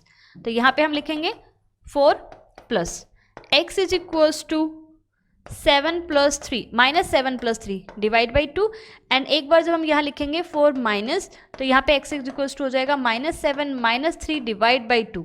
तो यहाँ देखो -7 प्लस 3 -4 डिवाइड बाई 2 तो होगा अपना -2 एंड इधर x equals to -10 divide by 2 तो -5। तो बेसिकली हमें अगेन x की वैल्यू एक तो मिल गई -2 एंड एक मिल गई x इक्वल्स टू -5। तो अल्फा -2 एंड बीटा -5। तो कोई फर्क नहीं पड़ा। देखो यहाँ पे हमने यहाँ पे क्वाड्रेटिक फॉर्मूला से करा तो भी अल्फा बीटा -2 -5 एंड यहाँ पे हमने इसको अपना जो मिड टर्म स्प्लिटिंग है उससे करा तो उसमें भी -5 -2। ठीक है, आगे समझ में। तो किसी भी मेथड को कर दो उसमें कोई फर्क नहीं पड़ेगा। अभी हम थर्ड डिस्कस नहीं कर रहे हैं कंप्लीटिंग द स्क्वायर मेथड, अगर उससे करेंगे तो वो भी अपना क्या होगा सेम ही आंसर देगा -2 एंड -5। ठीक है, मेंशन नहीं कर रखा तो आपके पास आप फ्री हो, आप किसी भी मेथड से कर सकते हो। नाउ इसका ऑप्शन में है जो अपना वो क्वेश्चन क्या है कि आपको इस क्वाड्रेटिक इक्वेशन के लिए बोल रखा है कि इसके कोई भी रियल रूट्स नहीं है। The given quadratic equation has no real roots, तो हमें इसकी वैल्यू निकालनी है a की। तो अभी हमने क्वेश्चन नंबर 6 में डिस्कस किया था कि जब भी कोई क्वाड्रेटिक इक्वेशन है और उसके कोई भी रियल रूट्स नहीं होते हैं तो a की कंडीशन में नहीं होते। कब? जब उसका स्क्वायर रूट कैसा आ जाए, यहाँ पे नेगेटिव नंबर आ जाए। नेगेटिव नंबर आ जाएगा तो उस कंडीशन में, क्योंकि नेगेटिव नंबर का स्क्वायर रूट नहीं निकलता, वो तो एक इमेजिनरी नंबर होता है, रियल नंबर नहीं होता। तो दैट्स वाई यहाँ पे जो d है अपना b² - 4ac है, अगर वो नेगेटिव हो जाएगा तो उस कंडीशन में अपने पास कोई भी रियल रूट्स नहीं होते। तो इसमें कौन सी कंडीशन लगेगी, हम यहाँ पे क्या लिखेंगे इसमें, ये अपना इसके और के बाद वाला पार्ट है, हम लिखेंगे यहाँ पे सिंस द गिवन इक्वेशन क्या है यहाँ पे, ये 30A नहीं है, ये एक मिसप्रिंट है पेपर के अंदर, 30A नहीं है वो 3A है ना, ये ध्यान रखना, पेपर में करेक्शन कर लेना। 3ax² - 6x + 1, 3ax² - 6x + 1 is equals to 0। अपनी ये क्वाड्रेटिक इक्वेशन है बेटा। ठीक है, इसमें 30 नहीं है वो ध्यान रख लेना, वो 0 है, वो मिसप्रिंट है, CBSE के पेपर में ही वो एरर आया है, वो 30 नहीं है 3 है। चलो, तो 3x square minus 6x plus 1 equals to 0 has no real roots, has no real roots, इसका कोई भी रियल रूट्स नहीं है। Therefore b square minus 4ac is less than 0, क्योंकि इसमें अभी हमने बोला कि बी स्क्वायर माइनस 4ac अगर कैसा होगा, नेगेटिव होगा, तो सिर्फ उसी केस के अंदर उसके रियल रूट्स नहीं हो सकते हैं। तो बी स्क्वायर माइनस 4ac, अब हम यहाँ पे कंपेयर कर देते हैं। यहाँ पे a अपने पास कितना है 3a, b कितना है -6 एंड c कितना है 1। तो वैल्यूज पुट कर देते हैं। b -6 स्क्वायर माइनस 4a यानी कितना है यहाँ पे 3a एंड c कितना है 1 इज लेस देन 0। सॉल्व करते हैं। 36 minus 12a is less than 0, minus 12a is less then, ये उधर जाएगा तो वैल्यू इसकी मतलब साइन चेंज हो गया, तो 36 का माइनस 36। अब देखो यहाँ पे हमें चाहिए वैल्यू किसकी, a की। यहाँ पे एक्स्ट्रा क्या है अपने पास -12, तो हम क्या करेंगे, we will divide both the side by -12। तो यहाँ पे लिखेंगे डिवाइड बोथ साइड्स बाय -12। अब देखना यहाँ पे थोड़ा सा चेंज आएगा, जो चीज़ें हम अब तक पढ़ते आए हैं उससे थोड़ी सी अलग चीज़ होगी। वो क्या होगी कि जैसे तुम इसको -12 से डिवाइड करोगे, तो चलो लिख देते हैं एक बार, -12a divide by -12 and -36 divide by -12। लेकिन यहाँ पे चेंज क्या आएगा, वो ये आएगा कि ये जो ग्रेटर का साइन है वो किस में चेंज हो जाएगा, इस तरफ। ठीक है, यहाँ पे था कि -12 लेस देन -36 था, लेकिन अब वो क्या बन गया, -12 की तरफ ये क्या आ जाएगा, ग्रेटर का साइन आ जाएगा। उसका रीजन मैं भी बता दूंगी क्यों, पहले इसको कंप्लीट करते हैं। -12 कैंसिल आउट एंड -12 3 जा, तो फाइनली अपना a इज ग्रेटर देन 3 अपना आंसर आ गया कि a की वैल्यू है, अगर वो 3 से ग्रेटर है, 3 के इक्वल नहीं, 3 से ग्रेटर है, 4 5 6 7 जो भी आएगा उस सब की वैल्यूज के लिए जो इक्वेशन है उसके कोई भी रियल रूट्स नहीं होंगे। रियल रूट्स सिर्फ किसके लिए होंगे, 3 से लेस, यानी कि 2 1 0 नेगेटिव नंबर में -2 -3 उन सब के लिए हो जाएगा। लेकिन जैसे ही a की वैल्यू हो 3 से ज़्यादा होगी, इस इक्वेशन के रूट्स वो रियल नहीं मिलेंगे हमें। अब देखो इसका रीज़न हम देखते हैं यहाँ पे कि क्यों ये साइन है वो चेंज हो गया। ठीक है, अच्छा एक बात बताओ, 1 एंड 5 में कौन बड़ा है, 1 बड़ा है, हमें ये चीज़ पता है। लेकिन जैसे ही मैं इन दोनों नंबर्स को, दोनों साइड को नेगेटिव नंबर से मल्टीप्लाई करूं या नेगेटिव नंबर से डिवाइड करूं, तो उस कंडीशन में मेरा ये बन जाएगा -1 एंड -5। ये तो ठीक है। अब यहाँ पे बताओ -1 बड़ा है या -5, सीधी सी बात है -1 बड़ा है। तो दैट्स वाई जब भी हम इनइक्वलिटी, ये इक्वलिटी नहीं है, इक्वलिटी में इक्वल का साइन आता है, वहां पे कोई इफेक्ट नहीं पड़ता। आप सेम नंबर से मल्टीप्लाई डिवाइड ऐड सब्ट्रैक्ट कर सकते हो, कोई इफेक्ट नहीं पड़ता। लेकिन जब हम बात करेंगे इनइक्वलिटी की, तो इनइक्वलिटी में भी सेम नंबर आप ऐड एंड सब्ट्रैक्ट कर सकते हो, उससे कोई इफेक्ट नहीं पड़ेगा। लेकिन जब बात आएगी डिवाइड एंड मल्टीप्लाई की, तो पॉजिटिव नंबर के मल्टीप्लाई डिवाइड से कोई इफेक्ट नहीं पड़ेगा। लेकिन जैसे ही तुम किसी नेगेटिव नंबर से डिवाइड करोगे बोथ साइड्स को, या नेगेटिव नंबर से मल्टीप्लाई करोगे बोथ साइड को, तो उस कंडीशन में क्या होगा, इनइक्वलिटी का साइन है वो चेंज हो जाएगा। और उसका रीजन मैंने तुम्हें बता दिया कि 1 एंड 5 में अगर 5 बड़ा है तो -1 एंड -5 में -1 बड़ा है। तो दैट्स वाई ये चीज ध्यान रखना कि जब भी हम किसी नेगेटिव नंबर से मल्टीप्लाई और डिवाइड करेंगे किसी भी इनइक्वलिटी को, तो उनके साइन है वो क्या हो जाएंगे, चेंज हो जाएंगे। तो बेसिकली अपना आंसर आ गया कि for the value of a greater than 3 the equation will not have any real roots. ठीक है, 3 से लेस कोई भी नंबर होगा उसके लिए रियल रूट्स होंगे, लेकिन जैसे ही वैल्यू 3 से ज़्यादा जाएगी उसके रियल रूट्स नहीं होंगे। सो नाउ नेक्स्ट क्वेश्चन नंबर 8 अपना है ये किससे, चैप्टर 10 सर्कल से है, टेंजेंट वाले चैप्टर से है कि PQ is 28, find the parameter of triangle PLM। आपको ये ट्राइंगल PLM है, इसका पैरामीटर निकालना है। ट्राइंगल PLM का पैरामीटर क्या हो जाएगा, PL plus LM plus PM। आपको इन तीनों का एडिशन निकालना है। ठीक है, अब इसमें क्या कॉन्सेप्ट लगेगा वो देखते हैं। सबसे पहले हमने 10.1 थ्योरम जो है वो पढ़ी थी, वो क्या कि किसी भी सर्कल के एक्सटीरियर पॉइंट से, किसी भी सर्कल के एक्सटीरियर पॉइंट से जब हम उस पर टेंजेंट ड्रॉ करते हैं तो उन दोनों टेंजेंट्स की लेंथ होती है वो आपस में क्या होती है, इक्वल होती है। ये कॉन्सेप्ट हमने 10.1 थ्योरम में पढ़ा था। ठीक है, तो ये अपना सेंटर है। अब यहाँ पे कॉन्सेप्ट मान लो ये P था, ये Q था और ये R था, तो PQ इक्वल्स टू PR, ये हमें पता है। तो ये कॉन्सेप्ट हम यहाँ पे लगाएंगे। यहाँ पे कैसे लगाएंगे वो देखो। Since PQ and PT are the tangent, are the tangent on the circle PT and PQ are the tangent on the circle from exterior point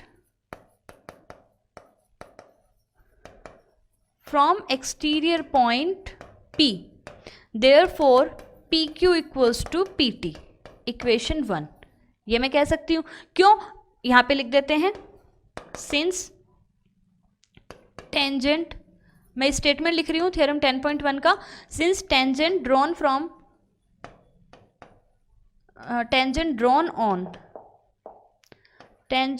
on circle from an exterior point tangents आएगा क्योंकि 2 tangent है. Tangents drawn on circle from an exterior point are equal in length. कि जो भी exterior point से हम एक tangent पे ड्रॉ करते हैं वो दोनों आपस में लेंथ में क्या होती हैं? इक्वल होती हैं. That's why P Q equals to P T. अब देखो दूसरी चीज, यहाँ पे इस सर्कल पे और भी टेंजेंट ड्रॉ है. वो क्या? L M and L Q. Point L है वो भी एक्सटीरियर पॉइंट के जैसे वर्क कर रहा है यहाँ पे. And L N and L Q are also the tangent of the circle. तो again L N equals to L Q, equation 2. And again यहाँ पे पॉइंट एम, तो M N and M T. यहाँ देखो एम एंड एम टी, ये भी exterior point ही था इसका. एम भी एक्सटीरियर पॉइंट है तो M N and M T are also equal. M N equals to M T, M N equals to M T. चलो इक्वेशन. अब देखो हमें फाइंड क्या करना है? हमें फाइंड करना है length P L plus L M plus P M. हमें फाइंड करना है P L plus L M plus P M. ये हमें फाइंड आउट करना है. तो अब देखो जैसे इस डायग्राम में अगर हम देखें, मैं डायग्राम को यहाँ बना लेती हूँ. ठीक है, तो डायग्राम अपना क्या कह रहा है? ये अपना ट्राइंगल है. इस ट्राइंगल पे ये अपनी टेंजेंट बनी हुई है यहाँ पे. ठीक है, ये इस तरीके से है. तो मैं सिर्फ नोटेशन के लिए इसको बना रही हूँ. ये अपना पॉइंट था यहाँ पे P L M N T and Q. ठीक है, तो अब देखो इसके अंदर हमें चाहिए पी एल चाहिए. पी एल क्या है? यहाँ पे देखो ये पी एल क्या आएगा? Total P Q minus L Q. P Q minus L Q या क्यू एल. ठीक है, अच्छा now plus L M. L M क्या है? एल एम क्या है भाई? L N plus M N, दोनों से मिलके बना है. ये एल एम था ना, तो एल एम क्या था? L N plus M N plus P M. P M कैसे आएगा यहाँ पे? P T minus M T. P T minus M T. ठीक है, तो ये समझ में आया. यहाँ पे हमने पी एल को लिख दिया P Q minus Q L, हमने एल एम को लिख दिया L N plus M N, and हमने यहाँ पे पी एम को हमने लिख दिया P T minus M T. ठीक है, अब देखो जरा पी क्यू की वैल्यू हमें पता है. पी क्यू कितना है अपने पास? 28. चलो ठीक है, माइनस यहाँ देखो Q L and L an equation 2 से दोनों बराबर है, दोनों इक्वल है, लेकिन ऑपोजिट है किसमें? साइन में. Q L and L N दोनों इक्वल है लेकिन ऑपोजिट है साइन में. दैट्स वाई ये दोनों आपस में कैंसिल आउट हो गए. सेकेंड अपना M N and P T. M N and P T नहीं सॉरी, ये एम यहाँ पे हमें चाहिए था पी एम क्या आएगा अपना? P T minus. हाँ, तो पी टी की वैल्यू तो हमें पता है. पी टी अपना कितना है? 28. पी टी अपना कितना है? 28 है. और यहाँ पे बच गया क्या अपना? M N and M T. तो M N and M T दोनों अगेन इक्वल हैं लेकिन साइन में ऑपोजिट हैं. दैट्स वाई ये भी आपस में क्या हो गए? कैंसिल आउट हो गए. ठीक है, तो अपना आंसर क्या आ गया? P Q and P T. अब यहाँ पे पी टी का वैल्यू हमें गिवन नहीं है, but since P Q and P T both are equal और हमें पी क्यू गिवन है. पी क्यू हमें कितना गिवन है? 28. दैट्स वाई पी टी भी अपना 28. सो 28 प्लस 28 ये अपना आ गया यहाँ पे 56 सेंटीमीटर अपना पैरामीटर आ गया ट्राइंगल का. तो बेसिकली इस क्वेश्चन में अपना क्या कॉन्सेप्ट लगा था कि जब भी हम किसी एक्सटीरियर पॉइंट से सर्कल पे जो 2 टेंजेंट्स ड्रॉ करते हैं उन दोनों की लेंथ आपस में इक्वल होती है. तो पहले तो हमने लिखा कि पी क्यू और पी टी इक्वल है. देन हमने देखा कि यहाँ पे L and M are also working as a exterior point. तो यहाँ पे एल और एम भी एक्सटीरियर पॉइंट है. दैट्स वाई एल क्यू और एल एन बराबर, इधर M N and M T बराबर. ठीक है, और उन्हीं तीनों इक्वेशंस को हमने यूज में लेते हुए हमारा जो रिक्वायर्ड नंबर था, हमें जो रिक्वायर्ड जो पैरामीटर था P L plus L M plus P M, वो हमने यहाँ पे सॉल्व कर दिया और अपना फाइनल आंसर आ गया 56 centimetre. So now next question number 9. Question number 9 हमें क्या कह रहा है? देखो कि if the two tangents are incline at 60 degree are drawn to a circle of radius 3 centimetre. ये अपना सर्कल है, इसकी रेडियस अपनी 3 सेंटीमीटर है। इस पे जो टू टेंजेंट्स ड्रॉ की हैं वो दोनों कितने डिग्री पे इंक्लाइंड है एक दूसरे के साथ में? 60 डिग्री पे। ये पॉइंट ओ, सेंटर ओ हो गया है। अब देखो यहाँ पे क्या करें, रेडियस इसकी 3 है। ये अपना पॉइंट ऑफ कांटेक्ट क्या होता है? Common point of circle and the tangent. Tangent और सर्कल का जो कॉमन पॉइंट होता है अपना पॉइंट ऑफ कांटेक्ट कहलाता है। ये अपना इससे मैंने ज्वाइन किया, ये कितना है? 3 सेंटीमीटर। और हमने एक स्टेटमेंट ये भी पढ़ा था कि पॉइंट ऑफ कांटेक्ट होता है, पॉइंट ऑफ कांटेक्ट पे जो रेडियस होती है वो क्या होती है? परपेंडिकुलर होती है। यानी जो टेंजेंट है और जो रेडियस है वो पॉइंट ऑफ कांटेक्ट पे कितने डिग्री का एंगल बनाती है? 90 डिग्री का एंगल बनाती है। ठीक है, अब देखो यहाँ पे ये कॉन्सेप्ट हमने सारा लिख दिया। हमसे पूछा है find the length of each tangent. आपसे यहाँ पे सपोज करो ये P, ये Q और ये R है। आपसे पूछा है find the PQ and PR। आपको PQ एंड PR की लेंथ निकालनी है। अच्छा, अब भी जस्ट हमने पढ़ा था कि दोनों टेंजेंट्स है उनकी लेंथ क्या है? आपस में इक्वल है, तो PQ और PR आपस में इक्वल होंगे। हमें सिर्फ इनमें से कोई एक निकालनी है, दूसरी अपने आप आ जाएगी। देखो उसके लिए हमने क्या करा, ज्वाइन करा हमने O से P को। अब हमारे पास OPR हमें क्या मिल गया? एक राइट एंगल ट्राइंगल मिला। OPR हमें क्या मिला? एक राइट एंगल ट्राइंगल मिला। उसमें यहाँ पे 90 डिग्री है, ये रेडियस अपनी 3 सेंटीमीटर है। अब देखो बात हमें निकालनी है क्या? PR निकालना है। हमें क्या निकालना है? PR। अब हमने जो जो इंट्रोडक्शन ऑफ ट्रिग्नोमेट्री चैप्टर 8 है उसमें हमने पढ़ी थी ये चीज़ें कि राइट एंगल ट्राइंगल में 90 डिग्री हो और अगर हमें एक एंगल और एक साइड पता हो तो हम ईजिली दूसरी साइड फाइंड कर सकते हैं। लेकिन अब यहाँ पे अपने साथ प्रॉब्लम क्या आ गई कि यहाँ पे हमें ये एंगल कंप्लीट 60 दिया हुआ है। अगर हमें ये एंगल पता चल जाए, कौन सा एंगल? हमें ये एंगल पता चल जाए तो हम इजीली इसके अंदर अपना जो ट्रिग्नोमेट्रिक रेशियो जो भी लगेगा, trigonometric ratio sine cos ten में से जो भी लगेगा वो हम लगाएंगे और अपना PR का वैल्यू फाइंड कर लेंगे। तो हमारे पास पहला जो टारगेट है वो क्या है कि हमें ये एंगल फाइंड करना है। अब देखो अगेन हम बात करेंगे 10.1 थ्योरम की। 10.1 थ्योरम हमने क्या पढ़ी थी? वही कि एक सर्कल पे हम एक्सटीरियर पॉइंट से अगर टेंजेंट ड्रॉ करते हैं तो दोनों टेंजेंट्स की लेंथ इक्वल होती है। और जब हम इस थ्योरम को प्रूफ कर रहे थे तो उस टाइम पे हमने इसको प्रूफ कैसे किया था? हमने ये ज्वाइन किया था P, Q, R and O। हमने जब इन दोनों ट्राइंगल्स को कॉन्ग्रुएंट प्रूव किया, कैसे किया था? OP equals to OP common, OR equals to OQ radius of the same circle, and दूसरा क्या था? यहाँ पे 90, यहाँ पे 90। दैट्स वाई RHS से दोनों ट्राइंगल क्या हो गए थे? कॉन्ग्रुएंट हो गए थे। और कॉन्ग्रुएंट में आपको पता है ये CPCT congruent parts of the congruent triangle, sorry corresponding parts of congruent triangle से हमें पता था कि ये एंगल इस एंगल के क्या होता है? इक्वल होता है। अब देखो यहाँ पे, अब ये पूरा एंगल कितना है? 60 डिग्री, और हमें ये पता है कि दोनों एंगल्स आपस में इक्वल हैं, तो ये अपना एंगल कितना आ जाएगा? यहाँ पे 30 डिग्री आ जाएगा। अब हम अलग से बनाते हैं इस ट्राइंगल को। देखो यहाँ पे 90 डिग्री है, ये अपना 3 सेंटीमीटर है, ये एंगल अपना 30 डिग्री है, ये अपना O, R एंड P, और हमें निकालना है PR। तो अब अपना चैप्टर 8 के जैसा इक्वेशन बन गया कि आपको यहाँ पे परपेंडिकुलर बेस निकालना है, परपेंडिकुलर गिवन है एंड आपको एक एंगल गिवन है। तो बेस और परपेंडिकुलर में कौन सा ट्रिग्नोमेट्रिक रेशियो हम अप्लाई करते हैं? tan theta. क्यों? क्योंकि P अपॉन HB इसके अकॉर्डिंग परपेंडिकुलर अपॉन बेस किसके लिए होता है? tan के लिए होता है। ठीक है, तो यहाँ पे हम लिखेंगे in triangle POR tan theta is equals to perpendicular upon base, और थीटा यहाँ पे कितना है अपना? 30 degree. So tan 30 equals to perpendicular यानी OR, बेस यानी PR। tan 30 की value 1/√3 is equals to OR कितना है? 3 डिवाइड बाई PR हमें पता नहीं है, तो बेसिकली PR कितना आ गया अपना? 3√3। तो PR की वैल्यू आ गई 3√3 एंड हमें पता है कि दोनों ही टेंजेंट्स की लेंथ क्या होगी? आपस में इक्वल होगी। दैट्स वाई हमारा जो क्वेश्चन था वो कंप्लीट हो गया। हमसे क्या पूछा था? Find the length of each tangent, जो कितनी आ गई अपनी? 3√3। ठीक है, तो कॉन्सेप्ट इसमें समझ में आया किस तरीके से हमने यहाँ पे 10.1 थ्योरम पे ही बेस था, जिस तरीके से अपना लास्ट वाला क्वेश्चन था। अब इसका हमें जो चॉइस दे रखी है वो देखते हैं। कह रहा है कि PQ is a tangent to a circle with centre O। PQ एक टेंजेंट है कौन से सर्कल की? जिसकी रेडियस सेंटर O है। If triangle OPQ is isosceles triangle then find the angle OQP। देखो इसका डायग्राम हम यहाँ पे सोल्व करते हैं इसको। क्वेश्चन कह रहा है कि ये अपना एक क्या है? सर्कल है। सर्कल की सेंटर क्या है? O। और इस पे हमने पी क्यू एक टेंजेंट ड्रॉ कर रखी है। सपोज करो मैंने ये पी क्यू, ये एक ही पॉइंट यहाँ पे टच होना चाहिए, ट्राई करते हैं चलो। ये अपना है पी एंड क्यू, ये पी क्यू अपनी टेंजेंट है किस पे, इस सर्कल पे, ठीक है।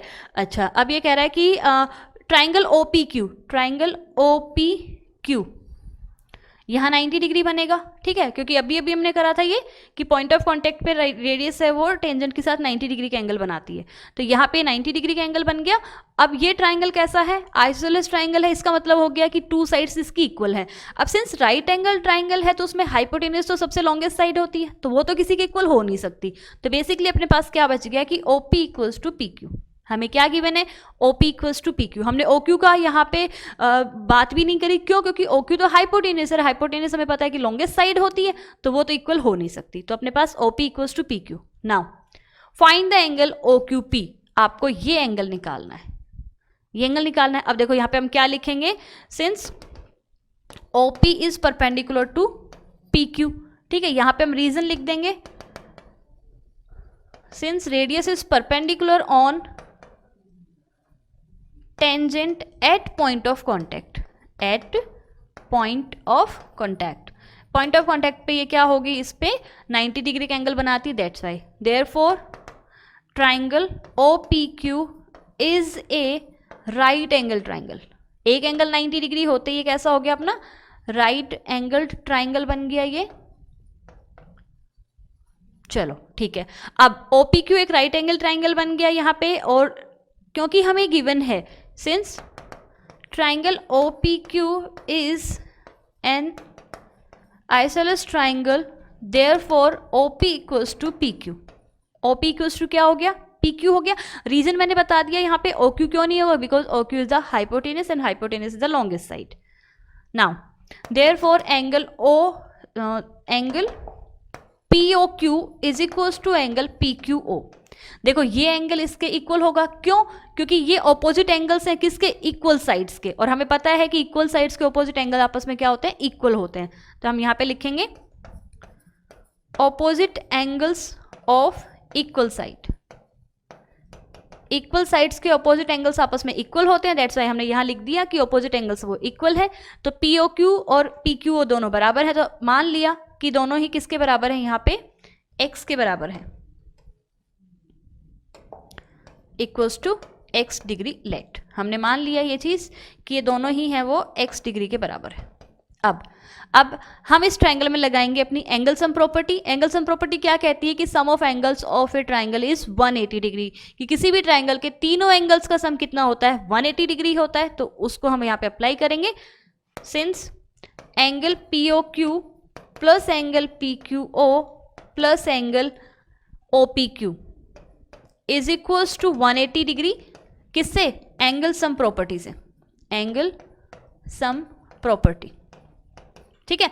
अब देखो यहाँ पे P O Q and P Q O दोनों एक्स हैं, तो X plus O P Q कितना है अपना 90 डिग्री है, is equals to 180, then 2x is equals to 180 minus 90 and x equals to 90 divide by 2 that is 45। तो अपना x क्या आ गया, 45 आ गया। हमसे यही पूछा था कि find the value of angle O Q P, आपसे ये पूछा था, तो ये कितना आ गया अपना फाइनली 45 डिग्री। समझ में आया। तो ये तीनों क्वेश्चन लगभग सेम ही कॉन्सेप्ट पे बेस्ड थे, तो उसमें कोई इसमें नया हमें कुछ करने की नीड नहीं थी। अगर आपको 10.1 थ्योरम आपके क्लियर है तो बाकी सारे हो जाते हैं। एक ये वाला स्टेटमेंट कि टेंजेंट होती है वो पॉइंट ऑफ कॉन्टैक्ट पे रेडियस के साथ 90 डिग्री का एंगल बनाती है। चलो तो अब करते हैं हम अपना next question, question number 10। Question number 10 अपना क्या कह रहा है कि in the triangle A B C, सबसे पहले हम ट्राइंगल बना लेते हैं। अगर हमें ट्राइंगल के लिए बोल रहा है तो in the triangle in triangle A B C, ये अपना ए बी सी ट्राइंगल है, ठीक है। इसमें कह रहा है कि D and E are the points on the side A B and A C respectively such that D is parallel to B C. ये जो पॉइंट्स थे डी एंड ई वो इस तरीके से थे कि डी एंड ई से पास होने वाली लाइन किसके पैरेलल है, बी सी के पैरेलल है। Now if A is 2 centimetre, A कितना है 2 centimetre, A D is 3 centimetre, A D कितना है यहाँ पे 3 सेंटीमीटर है, ए डी इज 3 लिख दिया मैंने, और B D equals to 4.5, BD कितना है यहाँ पे 4.5 centimetre. Now we need to find the CE।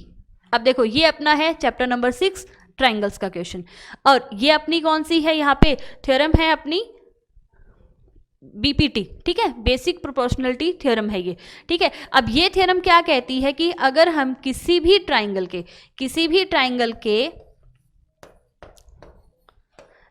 Triangle में अगर हम एक लाइन एक साइड के पैरेलल अगर हम एक लाइन ड्रॉ करें, किसी भी ट्राइंगल की एक साइड के पैरेलल हम लाइन ड्रॉ करें जो कि अदर टू साइड्स को कहीं ना कहीं तो कट करेगी ही, तो वो अदर टू साइड्स को सेम प्रोपोर्शन में डिवाइड करता है। यानी if we draw a parallel line to the one side of a given triangle, then it intersect or it cut the other two sides of triangle in same proportion। यानी यहाँ पे अगर DE parallel to BC है, DE is parallel to BC है, तो therefore AD upon DB is equals to AE upon EC। ये अपनी BPT से अपना हो गया, ठीक है। तो अब हम इसको BPT को यहाँ यूज करेंगे और अपना आंसर निकालेंगे। तो ये सेम स्टेटमेंट यहाँ पे आ जाएगा, since DE is parallel to BC, ये चीज हमें गिवन है, दैट्स वाई अपना AD upon DB is equals to AE upon EC। ये किससे आया, बाय BPT, ठीक है। अब देखो AD की वैल्यू कितनी है 3, DB कितना है 4.5 इज इक्वल्स टू AE कितना अपना 2 एंड EC हमें फाइंड करना है।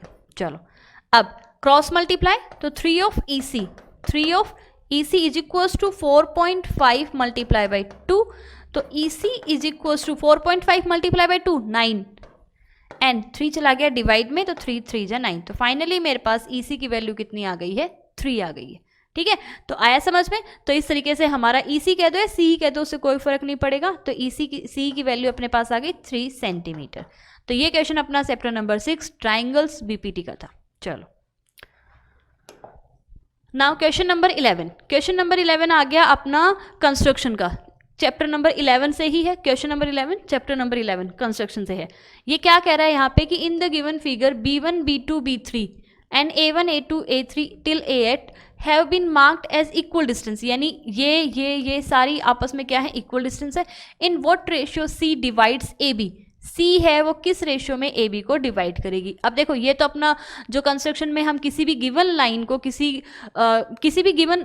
पर्टिकुलर लेंथ की एक साइड आपको गिवन होती है, लाइन गिवन होती है, मान लो AB, आपको बोल दिया कि 3:1 में इसको डिवाइड करो। तो 3:1 में डिवाइड करने के लिए हमारे पास 2 मेथड होते हैं।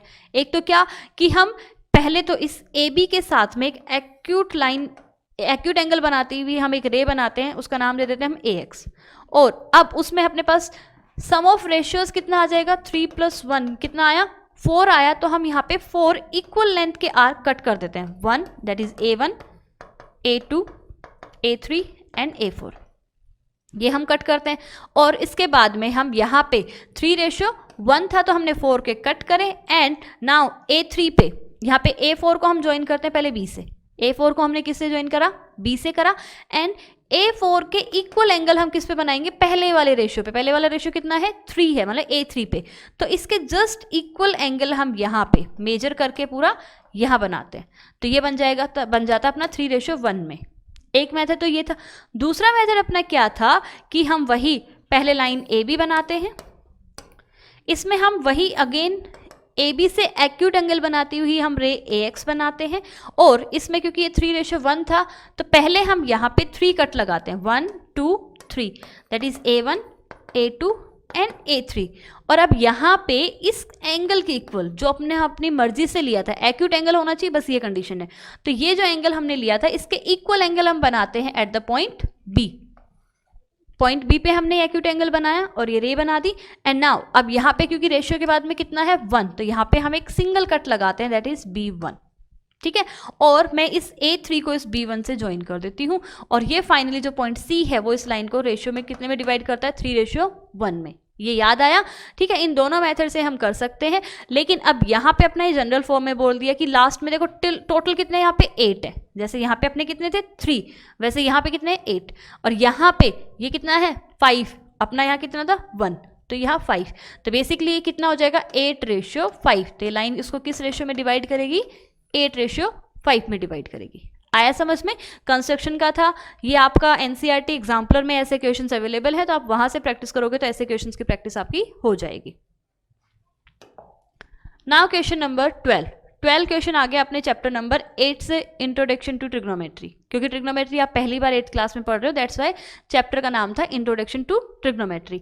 अब देखो इसमें क्या कह रहा है कि आपका साइन ए, अपने ट्रिग्नोमेट्रिक रेशियोज है टोटल कितने हैं 6 हैं, मेन अपने 3 है, साइन कोस 10 और उनके इनवर्स हैं cosec second and tangent cot. तो इस तरीके से अपने पास यहाँ पे किन दो रेशियोज के बारे में बात हो रही है, sine A and cos B. देखो आपको दे रखा है यहाँ पे sine A plus cos B is equals to 1। यहाँ कह रहा है कि a equals to 30 degree, a का वैल्यू कितना है 30 degree, then find the value of b। अब a 30 है तो यहाँ पे कितना हो जाएगा sine of 30 degree plus cos B. हमने कुछ नहीं करा, हमने तो वैल्यू पुट की है बस a की, कितनी 30 डिग्री। एंड हमें पता है कि साइन 30 की वैल्यू कितनी होती है 1/2। साइन 30 की वैल्यू 1/2। ये वो जो पूरा हम प्रॉपर टेबल बनाना कि टेबल हम किस तरीके से बनाते हैं, हम एक ही टेबल में जैसे अपने यहाँ पे साइन कोस टेन कोट इन सब की वैल्यूज़ यहाँ पे कितने कितने एंगल्स पे 0 30 45 60 90। आपको ये टेबल है वो एनसीईआरटी में दे रखी है, ठीक है। तो आपको ये सारी वैल्यूज़ आपको याद होनी चाहिए, और अगर ये वैल्यूज़ आपको याद नहीं है तो आप एग्जाम देने से पहले आप उस टेबल को बना सकते हो। उस टेबल को बनाने का तरीका बहुत ही इजी सा तरीका है, तो उस तरीके से तुम इस टेबल को बना सकते हो। और उसके बाद तुम्हें वैल्यूज़ अगर याद नहीं रहती है तो ही टेबल बनानी है, अगर वैल्यूज़ याद रहती है तो आपको टेबल बनाने की नीड नहीं है।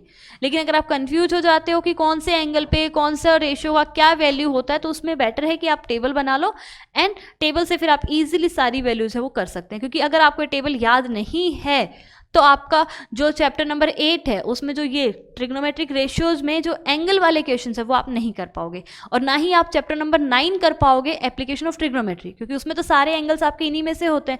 बेसिकली मोस्टली उसमें 30 45 60 0 90 उसमें यूज नहीं आता, किसमें एप्लीकेशन ऑफ ट्रिग्नोमेट्री चैप्टर 9 में। लेकिन ये 30 45 60 ये तीनों पे ही बेस्ड क्वेश्चंस होते हैं। तो अगर आपको ये वैल्यूज याद नहीं है तो आपके हाथ से वो चैप्टर नंबर 9 निकल गया। तो बेटर है कि हम पहले ये टेबल की वैल्यूज याद कर लें। वैल्यूज याद नहीं होती तो अपने पास 5 मिनट लगेंगे, हम ये टेबल बना लें, ठीक है। तो इस तरीके से हमारे पास साइन 30 की वैल्यू कितनी है 1/2 plus cos B equals to 1। अब देखो यहाँ पे cos B equals to 1 minus 1/2, तो cos B is equals to 1/2।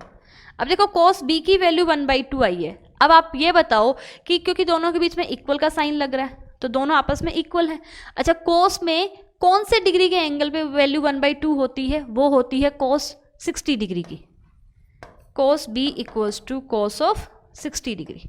उल्टा होता है, जो साइन 30 की वैल्यू है वो कोस 60 की है, जो साइन 60 की है वो कोस 30 की रहेगी, जो साइन 90 की है वो कोस 0 की रहेगी, और जो कोस 90 की है वो साइन 0 की रहेगी। एक दूसरे के क्या होते हैं, रेसिप्रोकल होते हैं, उल्टा होते हैं, ठीक है। तो इस तरीके से हमारे पास कोस में जो 1/2 है वो किसकी वैल्यू है कोस 60 की है। एंड नाउ अपने पास बीटा इक्वल्स टू कितना आ गया 60 डिग्री। क्योंकि दोनों ही इक्वल का साइन है तो LHS इक्वल टू RHS है, तो सीधी सी बात है यहाँ पे एंगल कितना है 60 डिग्री है। तो कितना आ गया बी का वैल्यू 60 डिग्री, ठीक है। तो नाउ नेक्स्ट क्वेश्चन, इसमें आपके पास कोई इंटरनल चॉइस नहीं है। नेक्स्ट क्वेश्चन अगेन आपका चैप्टर नंबर 8 से है कि x equals to 2 sine square theta, y equals to 2 cos square theta, then find the value of x and y। देखो आपको x इक्वल्स टू कितना दिया हुआ है 2 sine square theta, and y equals to आपको दिया हुआ है 2 कोस स्क्वायर थीटा प्लस 1। आपको वैल्यू किसकी निकालनी है भाई x प्लस वाई की। तो x की वैल्यू ये रही, y की वैल्यू ये रही, पुट कर देते हैं। तो चलो देखो 2 sine square theta plus 2 cos square theta plus 1। अब देखो यहाँ पे दोनों में से क्या कॉमन आ रहा है 2, तो ये अपना हो गया 2 sine square theta plus cos square theta plus 1। तो अपना ये आया 2 sine square theta plus cos square theta. अपनी आइडेंटिटी 3 आइडेंटिटी होती है, sine square theta plus cos square theta equals to 1 उसमें से पहली आइडेंटिटी है। नंबर से याद नहीं रखना कि फर्स्ट यही होती है, बट जनरली हम सबसे पहले यही लिखते हैं। तो दैट्स वाई मैंने बोला कि फर्स्ट आइडेंटिटी अपनी sign square theta plus cos square theta यानी कि 1 प्लस 1। तो 2 इंटू 1 कितना आ गया, एक सेकेंड, 2 इंटू 1 2 प्लस 1, तो फाइनल अपना आंसर आ गया कितना 3। यहाँ रीजन लिख देते हैं, since sine square theta plus cos square theta is equals to 1, that's why अपना आंसर कितना आएगा यहाँ पे 1 एंड आंसर फाइनल हो गया अपना 3। अब इस क्वेश्चन में भी आपके पास कोई इंटरनल चॉइस नहीं है, तो next question. Now question number 14। Question number 14 आपका है, ये अपना आ गया चैप्टर नंबर 12 से आ गया, एरिया रिलेटेड टू सर्कल। ठीक है, अब ये क्या कह रहा है क्वेश्चन आपको, in a circle of diameter 42 centimetre, एक सर्कल है आपका, ठीक है, उसका डायमीटर डी कितना है 42 सेंटीमीटर। तो बेसिकली आर कितना हो गया, क्योंकि आपको पता है कि रेडियस है वो हाफ होती है डायमीटर की, तो ये हो गया अपना 21 सेंटीमीटर। तो ये अपना ओ और ये अपना 21 सेंटीमीटर का radius. Is an arc subtend an angle of 60 degree. अब यहाँ पे इस पे ये सपोज करो ये आर्क था A B, arc A B centre पे एंगल बना रहा है कितना डिग्री का 60 डिग्री का। चलो ठीक है, इस तरीके से मैंने लिख दिया। अब ये कह रहा है क्या, पाई आपको 22/7 यूज करना है, then what is the length of arc, आपको length of arc A B निकालना है। अच्छा एक बात बताओ, ये जो लेंथ ए बी है, जो आर्क है वो ए बी है, वो एक इस पूरा अपना सर्कमफेरेंस का ही तो एक पार्ट है, और सर्कमफेरेंस कितनी होती है अपनी 2 पाई आर। सर्कमफेरेंस कितनी होती है अपनी 2 पाई आर। अच्छा एक बात बताओ, अगर ये रेडियस यहाँ से चलना शुरू हुआ, ये ओ है, यहाँ से चलना शुरू हुआ और यहाँ से लेके वापस यहीं आ गया, तो सेंटर पे कितना डिग्री का एंगल बनाया 360 डिग्री का। तो अगर थीटा 360 डिग्री था, थीटा कितना था 360 डिग्री था, तो टोटल जो आर्क कह दो या फिर जो टोटल कंप्लीट बाउंड्री है वो कितनी थी अपनी 2 पाई आर। तो अगर थीटा 1 डिग्री हो जाएगा तो लेंथ कितनी हो जाएगी 2 पाई आर बाई 360। और यहाँ पे अगर सपोज करो एंगल थीटा है, अननोन वैल्यू है, थीटा की हमें पता नहीं है, तो थीटा है तो लेंथ ऑफ आर कितनी हो जाएगी 2 pi r divide by 360 into theta. या जैसे हमें फॉर्मूला को देखने की या उसको बार बार याद करने पे हमें ये याद हो गया है कि theta by 360 into 2 pi R. तो यही तो अपना लेंथ ऑफ आर्क का फॉर्मूला था। और ये कैसे आया, क्योंकि जब OA ने कंप्लीट राउंड लगाया तो उस कंडीशन में सर्कमफेरेंस 2 पाई आर आती है, और थीटा यानी एंगल है वो अपना कितना है 360। तो अगर 360 डिग्री का एंगल बनता है तो आर्क कह दो या जो कंप्लीट राउंड है वो कितना आया 2 पाई आर। तो 1 डिग्री पे आ जाएगा 2 pi R by 360 and theta पे आ जाएगा 2 pi by R divide by 360 into theta. यानी अपन पास अपने फॉर्मूला है, ये आपको लिखने की नीड नहीं थी, ये वाला पोर्शन की कैसे है, आप तो सीधा लिखते हैं यहाँ पे कि since d equals to 42 centimetre, therefore r equals to 42 divided by 2, that is 21 centimeter, and theta is equals to 60 degree, and we know that the length of arc, हमें पता है कि length of arc अपना कितना होता है theta by 360 2 pi r। ठीक है, तो यहाँ पे थीटा कितना है 60, 360 multiply by 2 22 by 7 and r यानी 21। ठीक है, तो देखो 0 से 0 कैंसिल आउट, 6 6 36, 7 से 7 कैंसिल आउट, नहीं 7 3 21, यहाँ पे अपनी रेडियस है वो 21 है, तो 7 3 21 एंड नाउ 2 3 6 एंड 3 से 3 कैंसिल आउट। थोड़ा सा फास्ट हो गया, इसको मैं दोबारा बता देती हूँ। 60 divide by 360 multiply by 2 into 22/7 into 21, theta by 360 2 pi R. अब देखो यहाँ पे 0 से 0 कैंसिल आउट हो गया, 6 से 36 6 6 जा, नाउ 7 से 3 टाइम्स 21, 3 से 2 टाइम्स 6 एंड देन 2 से 2। तो फाइनली मेरे पास यहाँ पे 2 बार नहीं करना, वो तो मैंने स्टार्टिंग में फास्ट चला गया इसलिए दोबारा बताया, तो एक ही बार करना है। तो अपने पास इस तरीके से जो फाइनल अपने पास जो वैल्यू आई है लेंथ ऑफ आर्क वो कितना आ गया यहाँ पे 22 सेंटीमीटर। आया समझ में? तो इसमें हमने सीधा फॉर्मूला रखा और वैल्यू फाइंड की है। ये तो मैंने आपको बताया है कि ये फॉर्मूला कैसे ड्राइव हुआ है, आपकी जो प्रीवियस में जो अपने सर्कमफेरेंस का फॉर्मूला 2 पाई आर करते हुए आ रहे हैं उससे। तो चलो नाउ नेक्स्ट क्वेश्चन, इसमें भी अपने पास कोई इंटरनल चॉइस नहीं थी, तो next question, question number 15। Question 15 क्या कह रहा है, ए solid sphere of the same 12 solid spheres, छोटे छोटे स्फीयर्स हैं 12, छोटे छोटे 12 स्फीयर्स हैं, ये छोटे छोटे अपने पास 12 स्फीयर्स हैं। ठीक है, ऑफ द सेम रेडियाई, उनकी सेम रेडियस है। रेडियाई क्या होता है, प्लूरल ऑफ द रेडियस होता है। तो यहाँ पे सेम रेडियाई के अपने पास 12 स्फीयर्स हैं, उन सबको हमने मेल्ट किया।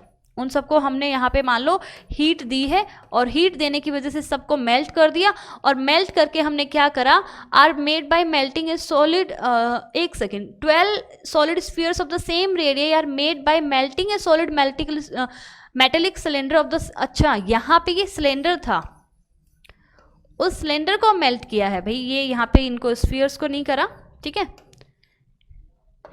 सिलेंडर था, उस सिलेंडर को हमने मेल्ट किया है एंड उसको मेल्ट करके हमने यहाँ पे 12 छोटे छोटे स्फीयर्स बना दिए हैं, ठीक है। और इसका डायमीटर कितना था, जिस सिलेंडर को हमने मेल्ट किया उसका डायमीटर यहाँ पे था अपना 2 centimetre and height was 16 centimetre, height कितनी थी 16 सेंटीमीटर, ठीक है। Find the diameter of the each sphere, आपको इसका डायमीटर निकालना है, तो बेसिकली आपको इसकी हर एक स्फीयर की सबकी रेडियस सेम है, तो एक स्फीयर की अगर हमें रेडियस मिल जाएगी तो सबकी अपने पास डायमीटर आ जाएगा। तो अब देखो इसमें क्या कॉन्सेप्ट लगेगा, इसमें ये कॉन्सेप्ट लगेगा कि जब भी कोई सॉलिड फिगर होता है तो सॉलिड फिगर का जब हम शेप चेंज कर देते तो वॉल्यूम चेंज नहीं होता, ठीक है। तो वो कॉन्सेप्ट यहाँ पे लगेगा। इसमें हम कैसे एग्जाम्पल ले सकते हैं कि आपके पास सपोज करो एक बड़ा सा लड्डू है, ठीक है, और वो लड्डू बाई चांस आपसे गलती से टूट गया, ठीक है, टूट गया तो अब आपसे दोबारा उसी शेप में नहीं बन रहा वो लड्डू, तो आपने क्या करा, उनको किसी दूसरी शेप में उन लड्डू को, जैसे इसमें आपने स्क्वायर की शेप में उसको बना दिया, क्यूबॉइड शेप में, सॉरी क्यूबॉइड शेप में आपने उनको बता दिया, तो क्या वहाँ पे जो बूंदी इसमें थी, क्या वो बूंदी, अगर ये 3 आपने क्यूबॉइड शेप में बना दिए, बर्फी के शेप में बना दिए, तो क्या वो अमाउंट है, वो बूंदी का जो अमाउंट है वो क्या चेंज होगा, नहीं होगा। जितनी यहाँ थी इस टोटल में वो इन तीनों में है, यानी शेप चेंज करने पे वॉल्यूम चेंज नहीं होता है, ठीक है। तो वो कॉन्सेप्ट यहाँ पे लगेगा। तो हम इसमें क्या कह सकते हैं कि ये अपना सिलेंडर था, सिलेंडर का आपको डायमीटर और हाइट दे रखी है, तो यहाँ पे हम क्या बोलेंगे कि volume of 12 small sphere equals to volume of cylinder, ठीक है। अच्छा, अब स्फीयर का वॉल्यूम क्या होता है अपने पास 4/3 पाई आर क्यूब एंड अपने पास सिलेंडर का होता है कितना पाई आर स्क्वायर एच। मैंने यहाँ पे नोटेशन अलग अलग लिए हैं, क्यों, क्योंकि अदरवाइज तो फिर हम स्मॉल आर मतलब आर से दोनों को अगर स्मॉल आर से रिप्रेजेंट करते थे, आर से आर कैंसिल करते थे, जो नहीं होगा, तो दोनों की रेडियस अलग अलग है, तो हमने नोटेशन अलग करा है। लेकिन यहाँ पे देखो पाई की वैल्यू तो सेम है, तो पाई से पाई कैंसिल आउट हो गया। नाउ 4/3 आर क्यूब मुझे पता नहीं है, रेडियस ऑफ द स्फीयर मुझे नहीं पता, equals to R square, but मुझे रेडियस पता है किसकी, सिलेंडर की, भाई डायमीटर कितना 2, तो रेडियस कितनी होगी 1, तो 1 का स्क्वायर इंटू एच, एच यानी कितना 16। अब देखो हमें तो वैल्यू चाहिए इसकी, आर की चाहिए, तो बेसिकली पहले initially R cube equals to 16, अब ये 4/3, तो 4 ऊपर है, मल्टीप्लाई में है तो 4 आ गया डिवाइड में, और 3 नीचे है तो ये चला गया ऊपर, तो अपने आ गया 4 4 जा 16, 4 4 जा 16 अपना यहाँ पे कट गया, तो आर क्यूब अपना कितना हो गया 4 3 जा 12, आर क्यूब हो गया अपना 4 3 जा 12 एंड फाइनली अपने पास आर आ जाएगा cube root of 12। Cube root का सिंबल ये होता है, देखो स्क्वायर रूट का सिंबल ये होता है, लेकिन जैसे क्यूब रूट आएगा तो यहाँ पे ये बीच में यहाँ पे 3 रख दिया हमने, तो क्यूब रूट बन गया, तो क्यूब रूट ऑफ 12 कितना हो जाएगा, यहाँ पे देखो क्यूब रूट में हम फैक्टर करते हैं और 3 का पेयर लेते हैं, जैसे हम स्क्वायर रूट में 2 का पेयर लेते हैं, ऐसे ही इसमें क्यूब रूट में 3 का, तो ये आपका बना 2 × 2 × 3, ठीक है। तो अब ये तो 3 का पेयर बना ही नहीं है, तो बेसिकली इसका आपका जो आर है वो कितना आ जाएगा, क्यूब रूट ऑफ 12 ही रह जाएगा, ठीक है। तो रेडियस आपकी रह जाएगी यहाँ पे क्यूब रूट, एक सेकेंड, इसमें अपना आर है 1, वैल्यू चेंज कर लेते हैं एक बार, 12 स्फीयर थे, हाँ थोड़ा सा प्रॉब्लम हो गया इसमें, 12 था तो अमाउंट ऑफ यहाँ पे 12 नहीं लिखा, इसलिए थोड़ा सा क्यूब रूट में आ रहा है आंसर, तो यहाँ पे अब हम लिखेंगे 12। वॉल्यूम ऑफ 12 स्मॉल स्फीयर था, तो 12 × 4/3 पाई आर क्यूब, तो 12 × 4/3 पाई आर क्यूब, तो यहाँ पे ये अपना 12 भी मल्टीप्लाई में था, तो 12 भी चला गया यहाँ पे डिवाइड में, तो बेसिकली अपना ये 12 डिवाइड बाई 12, यहाँ आगे वालों की नीड ही नहीं है, वो वहाँ पे मिस हो गया, दैट्स वाई ये प्रॉब्लम आ गई है। तो देखो यहाँ पे, तो आर क्यूब अपना कितना आ गया है 12 डिवाइड बाई 12, तो आर क्यूब इक्वल्स टू आया 1 एंड देन अपनी आर की वैल्यू कितनी आ गई 1 आ गई है, ठीक है। तो ये समझ में आया, यहाँ पे अपना क्या हुआ था कि वैल्यू हमने यहाँ पे 12 मिस हो गई थी, दैट्स वाई यहाँ पे अपना वो क्यूब रूट 12 आ रहा था, लेकिन क्योंकि वहाँ पे 12 था तो 12 डिवाइड बाई 12 1, और क्यूब रूट 1 का क्यूब रूट कितना होता है 1 होता है, तो बेसिकली अपने पास रेडियस कितना आ गया इसका 1 आ गया। तो आपसे पूछा गया था लेकिन डायमीटर पूछा था, तो डायमीटर हम लिखेंगे therefore diameter of each sphere is equals to 2 into 1 अपना आ गया 2 सेंटीमीटर अपना डायमीटर मिल गया है, ठीक है। ओके, तो ये अपना हो गया था चैप्टर नंबर 12 से क्वेश्चन नंबर 15। नाउ इसमें भी कोई इंटरनल चॉइस नहीं है, तो नेक्स्ट क्वेश्चन अपना कह रहा है कि find the probability of the getting a doublets in the throw of a pair of dice. हमने एक पेयर ऑफ डाइस को थ्रो किया, उसमें डबलेट्स यानी क्या होता है, सेम वैल्यू, यानी कि दोनों ही डाइस पे सेम आए। पहले डाइस पे भी 1, दूसरे पे 1, पहले पे 2, दूसरे पे 2। अब देखो, सबसे पहले तो हम इसके जो अपने फेवरेबल आउटकम्स हैं, जो टोटल अपना जो इसके अंदर क्या क्या वैल्यूज आ सकती है वो लिखेंगे, क्योंकि अपने पास 2 डाइस हैं। तो 2 डाइस में क्या क्या चॉइस बनती है। सपोज करो पहले डाइस पे 1 आया, तो दूसरे डाइस पे क्या क्या आ सकता है, 1 2 3 4 5 6 कोई भी आ सकता है। अब सपोज करो पहले पे 2 आया, तो दूसरे पे भी 1 2 3 4 5 6 में कोई भी आ सकता है। पहले पे 3 आया तो अगेन उसमें 6, पहले पे 4 आया तो अगेन 6। तो उसको हम किस तरीके से लिखेंगे वो देखो। यहाँ पे 1 2 3 4 5 6 मान लो पहले डाइस पे नंबर्स हैं, ये दूसरे पे हैं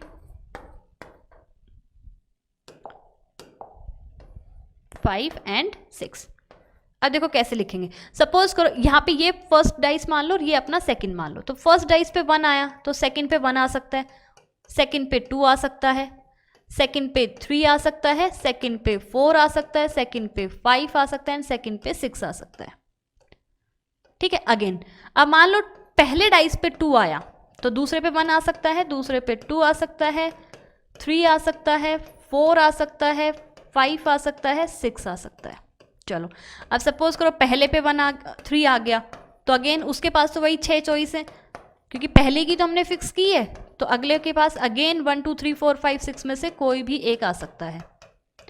नाउ 4,1 पहले मैं इसको पूरा कर देती हूँ। 5,1 समझ में तो आ गया हम कैसे लिख रहे हैं इसको, ठीक है। 4,2 4,3 4,4 5 and 6 5,2 6,2 5,3 6,3 नाउ 5,4 5,5 ये तो लिखना ही है, समझ में आ गया हम कैसे लिख रहे हैं इनको।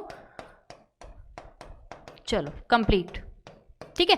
तो इस तरीके से अपने पास टोटल 36 केस बन जाते हैं कि 6 इस केस में, इसमें इस तरीके से अपने पास टोटल केस कितने बन गए हैं, 36, ठीक है।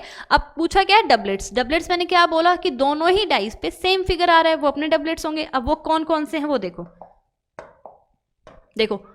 1 2 3 4 5 एंड 6, ये टोटल 6 अपने पास क्या है, डबलेट्स है, ठीक है। कि दोनों ही डाइस पे सेम नंबर आ रहा है, 1 2 3 4 5 6 सेम नंबर आ रहा है, दैट्स वाई अपना ये डबलेट्स हो गए हैं, ठीक। तो अब हमसे पूछिए प्रोबेबिलिटी। अब प्रोबेबिलिटी का फॉर्मूला क्या होता है, प्रोबेबिलिटी ऑफ एन इवेंट क्या होता है अपने पास कि नंबर ऑफ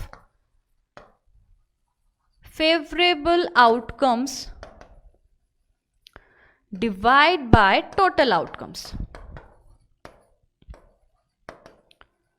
अब देखो यहाँ पे नंबर ऑफ फेवरेबल आउटकम्स कितने हैं, यहाँ पे 6 हैं, क्योंकि डबलेट्स कितने केस में आएंगे, 6 में, और टोटल केस अपने पास कितने 36, तो फाइनल अपने पास आंसर आ गया 1/6, ठीक है। तो इस तरीके से अपना ये आ गया है कि डबलेट्स आने की प्रोबेबिलिटी क्या होगी, तो ये अपनी कितनी आ गई है 1/6 आ गई, ठीक है। अब इसमें इंटरनल चॉइस दे रखी है, तो देखते हैं क्वेश्चन क्या कह रहा है। Find the probability of getting a black queen when a card is drawn at random from a well shuffled pack of 52 cards। आपके पास जो कार्ड्स आपके पास पता ही है कि एक डेक के अंदर कितने कार्ड्स होते हैं, 52 कार्ड्स होते हैं। उसमें कह रहा है कि आपको क्या प्रोबेबिलिटी निकालनी है, ब्लैक क्वीन आने की प्रोबेबिलिटी निकालनी है। अब देखो पहले हम थोड़ा कार्ड्स की स्टडी कर लेते हैं। अपने पास टोटल कितने कार्ड्स हैं 52, और 52 कार्ड्स अपने कितने टाइप के होते हैं, 4 टाइप्स के होते हैं।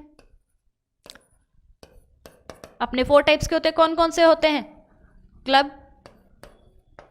Spade, heart and diamond. ये अपने पास 4 टाइप के कार्ड्स होते हैं, ठीक है। अगर हम इनकी बात करें तो डायमंड है, डायमंड का अपना जो शेप होता है वो इस तरीके से होता है। डायमंड रेड कलर का होता है तो इसको रेड से ही बना देते हैं। 2 कलर के होते हैं ना, तो डायमंड अपना कैसा होता है, रेड कलर का होता है, ठीक है। अपना हार्ट भी कैसा होता है, रेड कलर का होता है। इसका शेप कैसा होता है, डायमंड का शेप होता है ये, ठीक है। और अपना हार्ट का शेप थोड़ा सा ड्राइंग खराब है तो ये ऐसा शेप होता है इसका, ठीक है। और अपना स्पेड अपना होता है ब्लैक कलर का, तो स्पेड अपना है ब्लैक कलर का, तो स्पेड का हो जाएगा अपना ये वाला, ये हो गया अपना स्पेड हो गया। एंड अपना क्लब यानी ये इस तरीके से अपना होता है क्लब, ठीक है, इस तरीके के होते हैं। तो ये अपना रेड था, ये अपना कैसा कलर था इसका, ब्लैक था, और इसका भी कलर कैसा था अपना, ब्लैक था। अब देखो टोटल यहाँ पे हम जोकर को काउंट नहीं करें तो अपने पास डिजिट्स कहाँ से लेके कहाँ तक होते हैं, 2 से लेके 10 तक डिजिट्स होते हैं। देन अपने पास प्लस में जे क्यू के, ये 3 अपने पास क्या होते हैं, फेस कार्ड्स होते हैं। एंड देन अपने पास प्लस में एक होता है एस, इक्का होता है, ठीक है। सेम तरीके से यहाँ पे होता है 2 से लेके 10 तक के डिजिट्स होते हैं। देन अपने पास जे क्यू के होता है एंड प्लस में अपने पास इक्का। सेम तरीके से यहाँ पे अपने पास होगा 2 से लेके 10 तक के नंबर्स एंड देन अपने पास जे क्यू के एंड प्लस ए। 2 से लेके 10 तक के नंबर्स प्लस में जे क्यू के एंड प्लस में ए। अब देखो जे होता है जैक, क्यू क्वीन और के किंग होता है, ठीक है। तो अब देखो इसने क्या बोला हमसे कि find the probability of the getting the black queen. अब ब्लैक क्वीन कितनी है, देखो ब्लैक क्वीन 1 और 2, तो सिर्फ कितनी है, 2 है। एक है स्पेड की और एक किसकी है, क्लब की है, ठीक है। तो टोटल कार्ड्स कितने, 52। और अपने पास जो हमें जो फेवरेबल आउटकम हमारा जो है वो कितना है, ओनली 2, क्योंकि ब्लैक कलर की क्वीन कितनी है, सिर्फ 2 है, स्पेड में और क्लब में, ठीक है। तो दैट्स वाई अपना यहाँ पे प्रोबेबिलिटी ऑफ एन इवेंट है, यानी यहाँ पे हम लिख देंगे कि ब्लैक क्वीन की प्रोबेबिलिटी क्या होगी, number of black queen divide by total cards, क्योंकि टोटल कार्ड्स में से तो पूछा है इन्होंने। तो नंबर ऑफ ब्लैक क्वींस कितनी है, 2 एंड टोटल कार्ड्स 52, तो अपना आंसर आ गया 1/26, ठीक है। तो आया समझ में। तो ये कार्ड्स का अगर आपको ये पूरा ध्यान है कि कितने टाइप्स के कार्ड होते हैं, कौन से कलर होते हैं, उसके अंदर क्या क्या होते हैं, तो आप कितने भी क्वेश्चन पूछ ले कि रेड कलर का इक्का आने की क्या प्रोबेबिलिटी है, रेड कलर का 10 आने की प्रोबेबिलिटी क्या है, फेस कार्ड आने की प्रोबेबिलिटी क्या है। अच्छा देखो अब टोटल फेस कार्ड कितने हो गए, 3, 6, अपना 9 एंड 12। तो यहाँ पे अपने पास देखो टोटल एस होते हैं 4, ठीक है। टोटल अगर हम एक एक की बात करें, टोटल जे होते हैं 4, क्वीन होती है 4, किंग होते हैं 4, ठीक है। और इसमें अगर हम ब्लैक की बात करें तो डबल हो जाते हैं कि ब्लैक कलर के इक्के कितने हो जाएंगे, यहाँ पे अपने पास 2 हाफ हो जाता है, सॉरी ब्लैक कलर का जैक 2, ब्लैक कलर की क्वीन। तो वो तो आपको अगर ये कॉन्सेप्ट पता है तो वो किसी भी तरीके से क्वेश्चन घुमा के पूछे आपको आंसर आ जाएगा, ठीक है। तो अपना अब इसके बाद अपना सेक्शन 2 शुरू हो जाएगा केस स्टडी का। अब क्योंकि वीडियो बहुत लंबा हो गया है तो हम इस वीडियो के अंदर सिर्फ सेक्शन 1 ही करेंगे। सेक्शन 2 है वो हम करेंगे अपनी सेकंड वीडियो में एंड देन अपना जो पार्ट बी है वो हम करेंगे अपनी थर्ड वीडियो में। अदरवाइज ये वीडियो है वो बहुत लंबा चला जाएगा क्योंकि हम इसमें कॉन्सेप्ट के साथ में क्वेश्चंस को डिस्कस कर रहे हैं, साथ में हम इसमें अपनी जो ऑल्टरनेटिव चॉइस है उनको भी कर रहे हैं। सो दैट्स वाई अब हम यहाँ पे सिर्फ सेक्शन 1 तक ही करेंगे। सो आगे के क्वेश्चंस हम सेकेंड वीडियो में करेंगे। So thank you for watching.